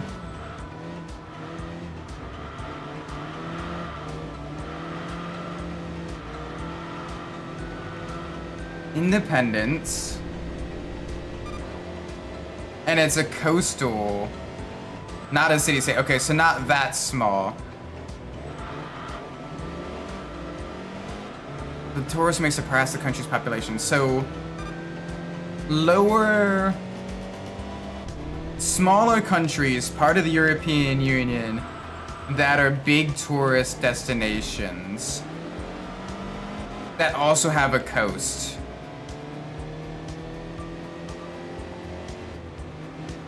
And not a city-state, so not something like... Did Monaco ever gain their independence? I'm not too sure. I don't think so.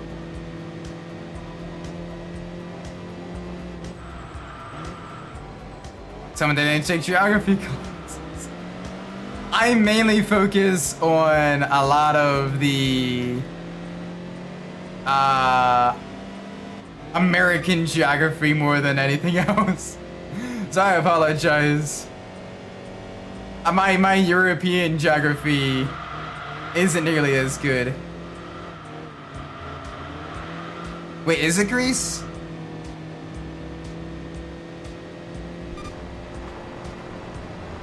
Hey, okay. So Mediterranean beaches instead of Atlantic beaches. Interesting. I will take that cookie though. I will take the cookie.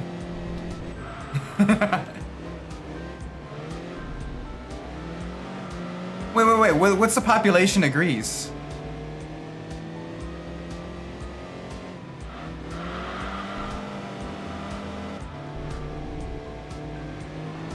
Ooh, okay, we actually might be fighting for a 4th place finish. We might be able to get into the points. We're slowly gaining up. Its population's about 10 mil. There's more than 10 million tourists, potentially, in Greece, like during like tourist season. Holy moly. That is a lot.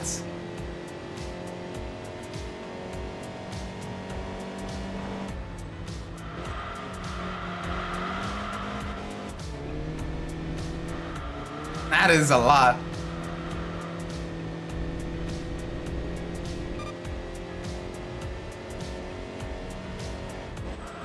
Alright, so we're losing ground on the longer straights. But we are gaining on the Impreza though. We are gaining. We just need to really push. Especially through the second sector. Oh, we got three more laps to do it in. And we gotta hold it as well. That straight leading up to the final turn, that Impreza is gonna absolutely gap us. It is gonna take us to Gapplebee's. And the Greece. What's it like there? I've never been outside the US yet. I've been to a lot of places in the United States. But I've not been outside the US yet. I'd love to kind of visit some other countries. That'd be kind of cool to see what it's like there.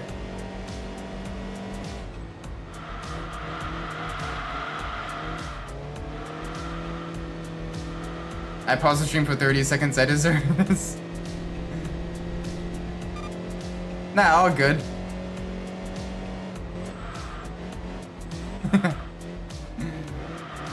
Accidentally spoke Spanish to one of the locals. Absolutely, some of the most visited local sites. Oh yeah, they had the economic... They had the big economic crash back in '08, but I mean, that was most of the world though. I know they also have the Acropolis Rally, which is a big kind of, international sporting event where you have the WRC racing there, which that honestly would be genuinely fun to go to. Going to the Acropolis Rally. That would be fun. I've never been to a rally race before. Rally isn't nearly as popular in my neck of the woods in the United States. You get that more so with the Baja trucks out in like California and Mexico and everything. Or kind of way up north with the like snowdrift.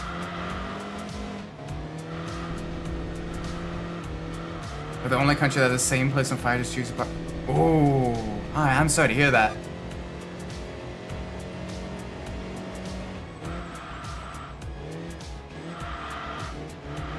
Lovely, though we end up getting lost and took an arrow walk and ended up at McDonald's.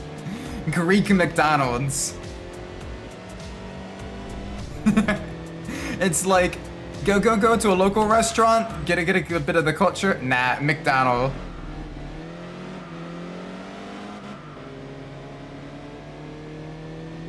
A lot of wealthy people like the Onassis vacation in the Mediterranean. Yeah, because the Mediterranean, it's because of a lot of the winds and everything, the warm dry winds up from like Africa. Yeah, we're being a bit dirty. We're being very dirty.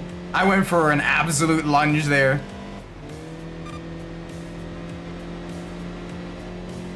Oh, and there's still...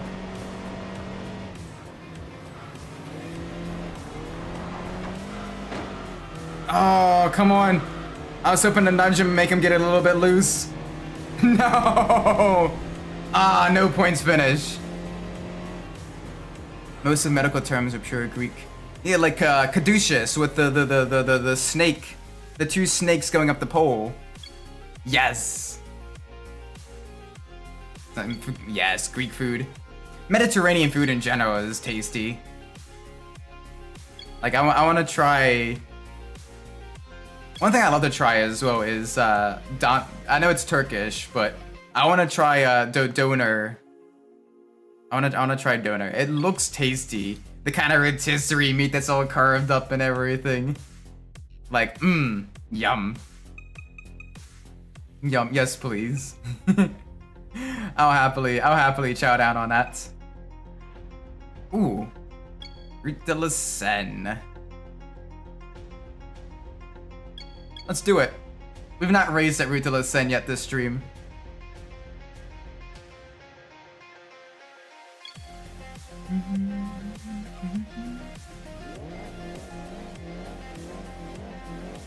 I like how when you upgrade the cars, their engine note changes as well.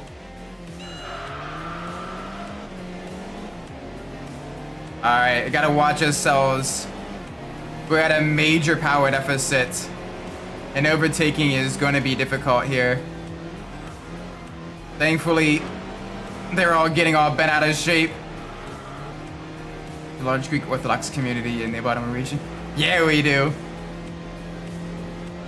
So you do get a lot of like the Greek restaurants and stuff like that, and like pieces of Greek culture as well in certain areas of Baltimore. It's the same thing, you get a fairly large Jewish community as well.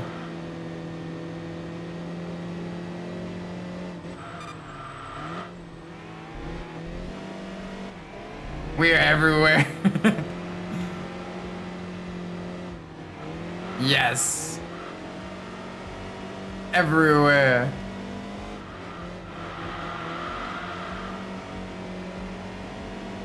And the Greek food trucks. Yes! You get like the street food and everything with the different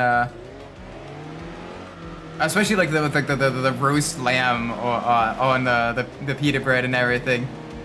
Oh, that is so good. So I'm not a big fan of that kind of like yogurt sauce that they use. But that's because I'm lactose intolerant, and that absolutely just breaks my body. More than anything else. It's not even a tasting, it's the fact that like you eat it and your body's like, nope. That is way too much dairy. You are now going to spend the rest of the day feeling like you're gonna die. Greek yogurt. No, it's like this like almost yogurt based like sauce they use on like the like tzatziki sauce, something like that. It begins with a T. It's like a TZ. Oh no, it's one of the largest Greek festivals on the East Coast. Yeah. Which is pretty cool. You get to learn a lot about like the different cultures and everything during some of the cultural festivals. Honestly, it's kind of fun kind of seeing some of those.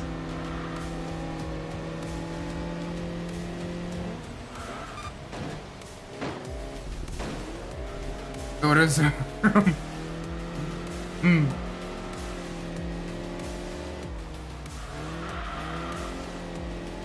Yeah, every nation's, or a lot of nations, kind of have their period of greatness. It's awesome though, kind of going back through like the different histories of different countries and cultures and peoples. Now back. Welcome back, Zoo. Tzatziki, yeah, tzatziki, that sauce. It's like almost like a yogurt base or like a cream based sauce. I unfortunately can't have much of that on my food. Cause that absolutely like breaks me.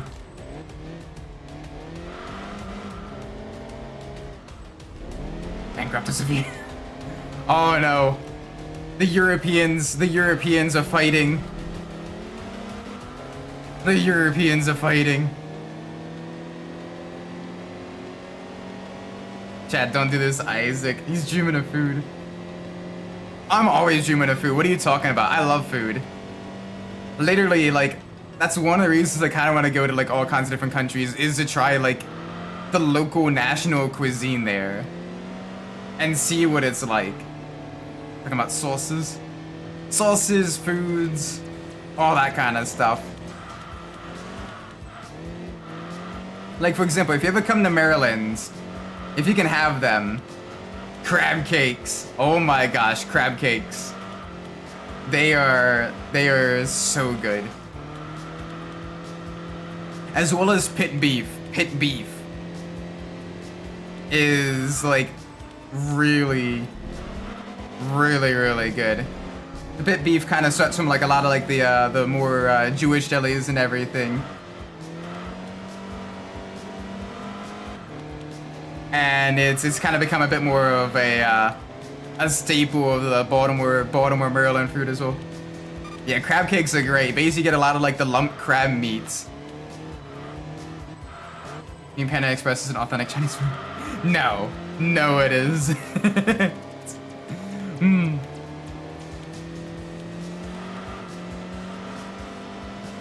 But yeah, no. Two things I'd recommend if you're ever in the like the Baltimore area. The pit beef, especially if you get it on like the marble rye bread or on like a kosher roll, not kosher roll, Kaiser roll. Yeah, either kosher bun or like a Kaiser roll, or on like the spiral rye bread. One of those three, or crab cakes. Crab cakes are great because you get the lump crab meat and like the breadcrumbs all kind of like pressed together into almost like a patty. With seasoning, like Old Bay seasoning or like Italian seasoning, and then you broil them, and you serve them with a little bit of like either like horseradish or like that type of stuff, and they're pretty good too. Although I prefer the ones that are a bit less bread and a bit more like crab. You gotta get that good mixture of crab to bread ratio. If you get too much of the crab, it's gonna fall apart, and it's gonna taste a little bit too fishy. Yeah, crab cakes when I was younger. Oh, this is so good. But if you get too much bread, it's gonna feel kind of like doughy and greasy and everything. You gotta get like like that perfect balance. Yeah, if you get yeah, you get them from Maryland for sure. Other states are a bit more disappointed.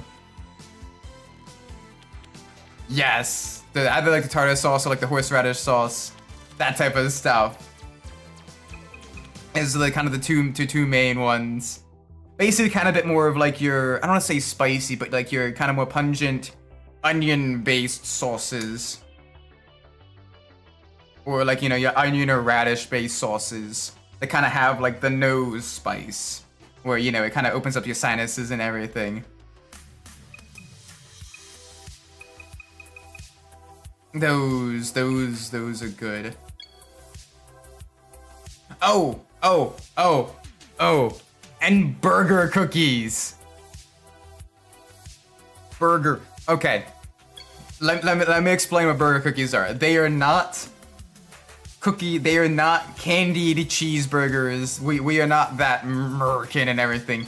Burger cookies are like these super soft vanilla cookies that have been dipped in like fresh fudge on like one side. And oh my word, they are good. Saab isn't common super place, it's just Swiss radish. Yeah. Granted, I like wasabi. Wasabi is so good. I love the taste of it. To be fair though, I like spicy food in general. Spicy food in general is just absolutely delicious. That was also good grilled. Oh yeah, you grill it with a bit of butter and some Old Bay on it. And then you kind of crack it open, you eat it that way. That's not a bad way to have it as well.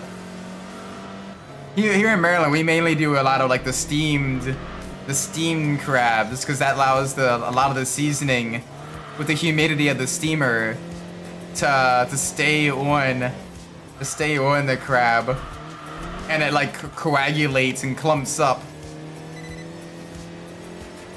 Yes. Fun fact, that's actually how I found out I like spicy food. I was really sick with the flu one time back when I was in like middle high school. End of middle, beginning of high school, somewhere on that time period, right? And the medicine wasn't really even working. I don't know if it was like allergies or flu or what, but I just couldn't breathe out my nose, and I just needed that relief. So I got recommended by my parents, well, if the medicine's not working, you know, you can maybe try like some like spicy food, some like hot sauce or whatever. Try a little spoonful of that. And the heat like opened up my sinus. I'm like, I can breathe. I can fight. And it was so good. So kind of use that a little bit like as like medicine during that time period. And now, like, I've kind of gotten a little bit addicted to it. Speaking of which, I need to do a stream with a hot sauce challenge again. It's been a long while since I last did one where I was doing a hot sauce one. We've done 2 so far. One of them is unarchived because the stream crashed early on. And it was just a loading screen for like the longest time, which people don't really like watching. But the other one was the Hot Wheels Stunt Trek Challenge, Get Some Flames Challenge, where every time the announcer said to get some flames for your boost, we had to pause the game. We had to pause the game and have a tablespoonful of 1 million Scoville ghost pepper hot sauce. By having allergies to seafood, like seafood. Ah, ripperoni and cheese. That's rough, buddy. I love seafood. I tried drinking the crab juice with bread and lemon. Like directly from the crab, yeah, where it's kind of got a little bit of like the juices from the meats. A little bit, but like there are some that do like a crab broth that's sold from the store.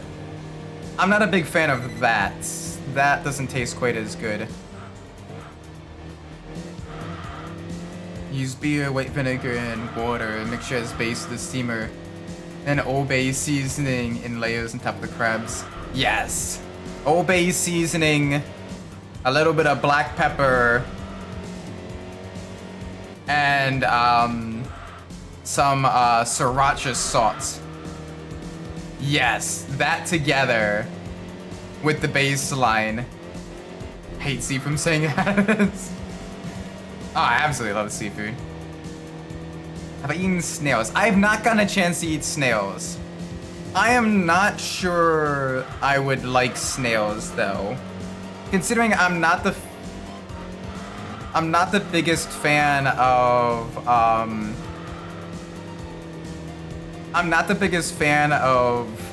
mussels or oysters. I'd imagine I probably find snails very similar. But it depends. I wouldn't be against trying them. But yeah. Now that being said, I've had squid and I've had alligator before. Alligator is tasty. It's expensive though, but it is tasty. It's like a thicker, kind of more gamey chicken in a way, but it tastes pretty good. It's got a good neutral flavor that pairs well with a lot of like the spicier seasonings and peppers and all that stuff. Like I'm munching away at 3 prawns and he looks so funny. See, what you do is you have a prawn, and then a little bit of Benadryl, and then you have another prawn, and then some more. No, don't actually do that, please. I beg you. Don't actually do that. A buddy of mine is an EMT. Used to be an EMT, and he said that one of his calls was someone having an allergic reaction, and it was basically he's like, yeah, he's allergic to peanut butter, but he likes peanut butter, so he'd have peanut butter, and then he'd try to have Benadryl with the peanut butter, and so he was having the hallucinations of the Benadryl while having an allergic reaction from the peanut butter. It was one of the weirdest calls he has ever been on. You don't have Benadryl. No, please don't actually do that. Don't actually do that. It doesn't work that way. It doesn't work that way. Oh my gosh, I saw that YouTube short. Wait, there's a YouTube short of that? Please tell me someone else didn't try doing that as well. Is a YouTube short of that? Oh gosh, alright, I gotta find that. Or an EpiPen. Yeah, or an EpiPen. Holy cow. If you have like major allergencies. Major allergencies? That's a word, Isaac. If you have major allergies. You know, you don't want to be without that, for sure.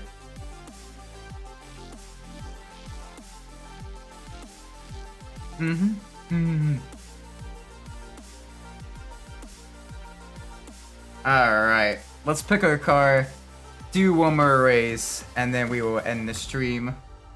We got 4 choices here. We got the Nissan Stage A, got the Accord Euro R, and we got 2 legacies. So let's do this. Display capture. Let's get a number that's higher than 4 so we know it's not like going to the same one.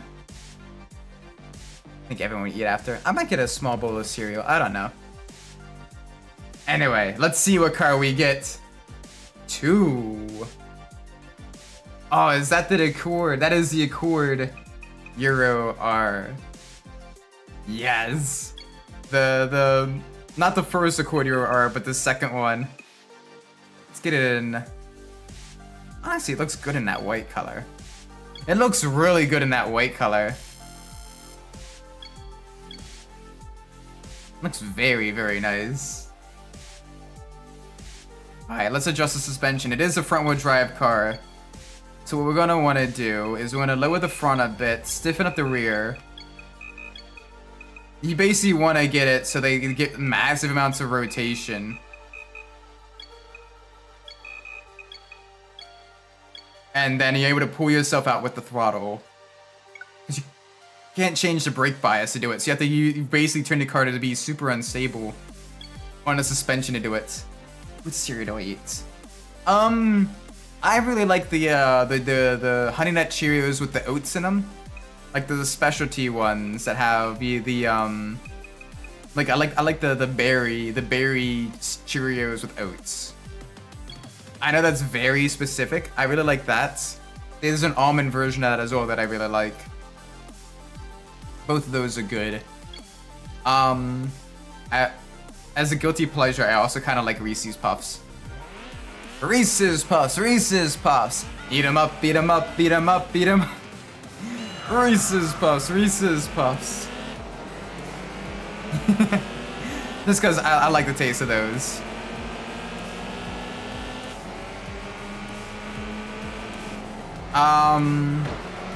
And then the strawberry Special K I also like as well. Oh my gosh, we're finally in the car with power. We're finally in a car with power. A Honda Type R. Granted, it's the Accord Euro R, so not quite as sporty as their Civics or their Integra type bars, or the NSX type bar, but we're on our way there. Strawberry flavored stuff, yes. Strawberry and blueberry flavored stuffer is always good.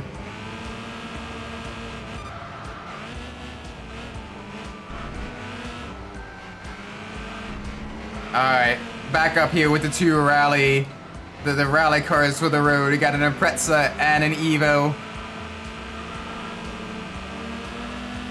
To work through the field. Nice and easy around the corner. Carfax. The Lancia Delta S4 is both supercharged and turbocharged. Yes! So I didn't realize I have over 40 of them. I thought I was closer to like the 30 range. I'm currently working on getting some more written up so I can add them maybe during like a impromptu stream. It's just right now, I've been crazy busy just on the job hunt. So I don't want to take up too much time doing that. I say it's just almost 1. That's alright.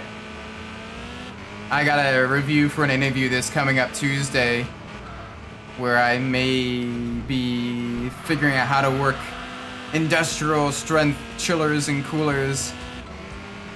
So that would be an interesting one to work on.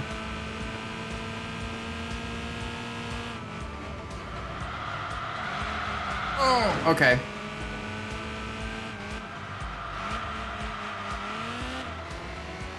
I also gotta practice for a race this Saturday as well. It's at Zolder. Get to drive GT4s and the M2s, and I'm excited because I love driving the slower cars. I love driving like the slower GT cars and the touring cars and everything. I get to take out the Mercedes AMG one more time.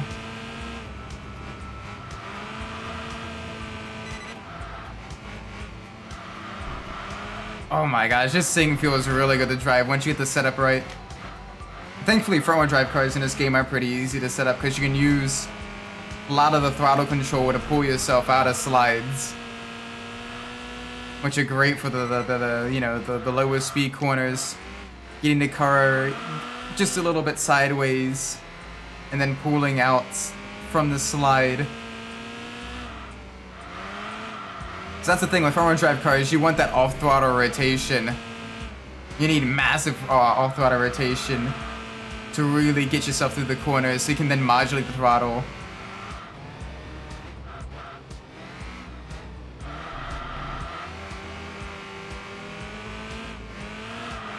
Is it playlist on playback? Playlist on playback. I apologize, I'm not sure what you mean by that.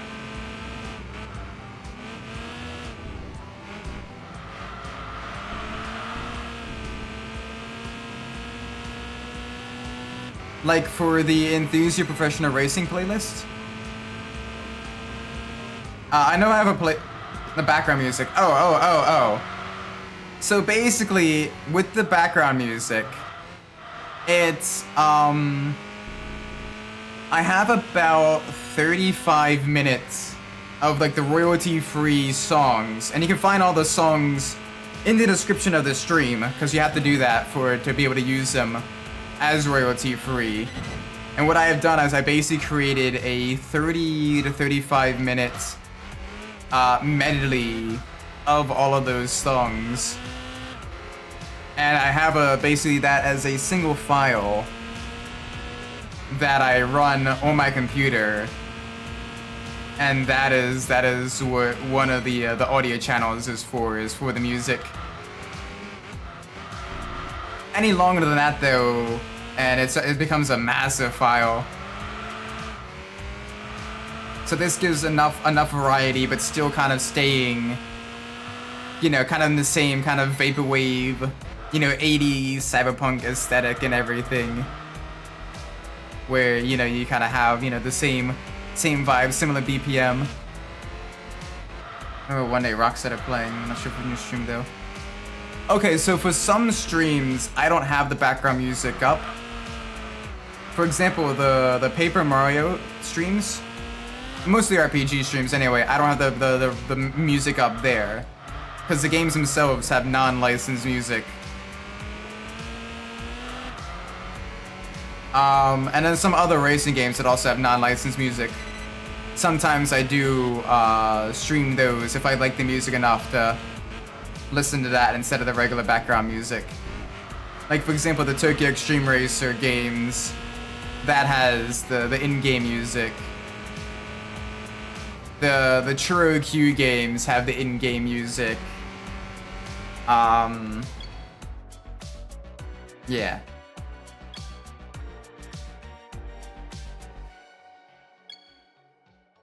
And then when I do like the video game reviews and everything, which I need to do another one of those sometime soon. It's been a crazy 8 months, so I apologize for being way behind the ball on that. I just have not had the time or the energy to work on that with everything else going on. I want to, so I want to gush about Churro Q, but yeah, I need to wait until we kind of get through a couple more stuff. Actually, listen to it. I thought I was on a live program with Solly. So yeah, I have it running through OBS on my computer, but I have it as, same with my voice as well. I hear my voice as a playback. That way I can hear how loud the music is versus how loud the game is versus how loud my voice is. And that allows me to then adjust all 3 of the audio channels to be decent enough where one doesn't drown out the other. The background music is in the background, the game is in the foreground, and the voice kind of rises above both. That way you can hear me, you can hear the game still decently enough, and then during quieter parts, then you can then kind of focus a bit more on the music. Yeah. My dad does a lot of like AV and like production stuff and everything, so he's taught me a little bit of what I know, but he still does a lot better job than I do. So much better. But yeah, I know a little bit. Anyway, I'm gonna be ending my stream here. It is very late. So I'm gonna be ending this stream. Anyway, thank you all so much for watching. I do appreciate it. If you enjoyed the stream, please have a like, subscribe. Let me know what you know in the comments down below. If you didn't like the stream, please let me know what we're doing poorly so I can fix in the future. With that being said, I've been Isaac Umbras, and wherever you're in the world, whatever time it is for you, may it be a great time, and I'll see you all in the next stream. Till then, take care everybody. Bye bye.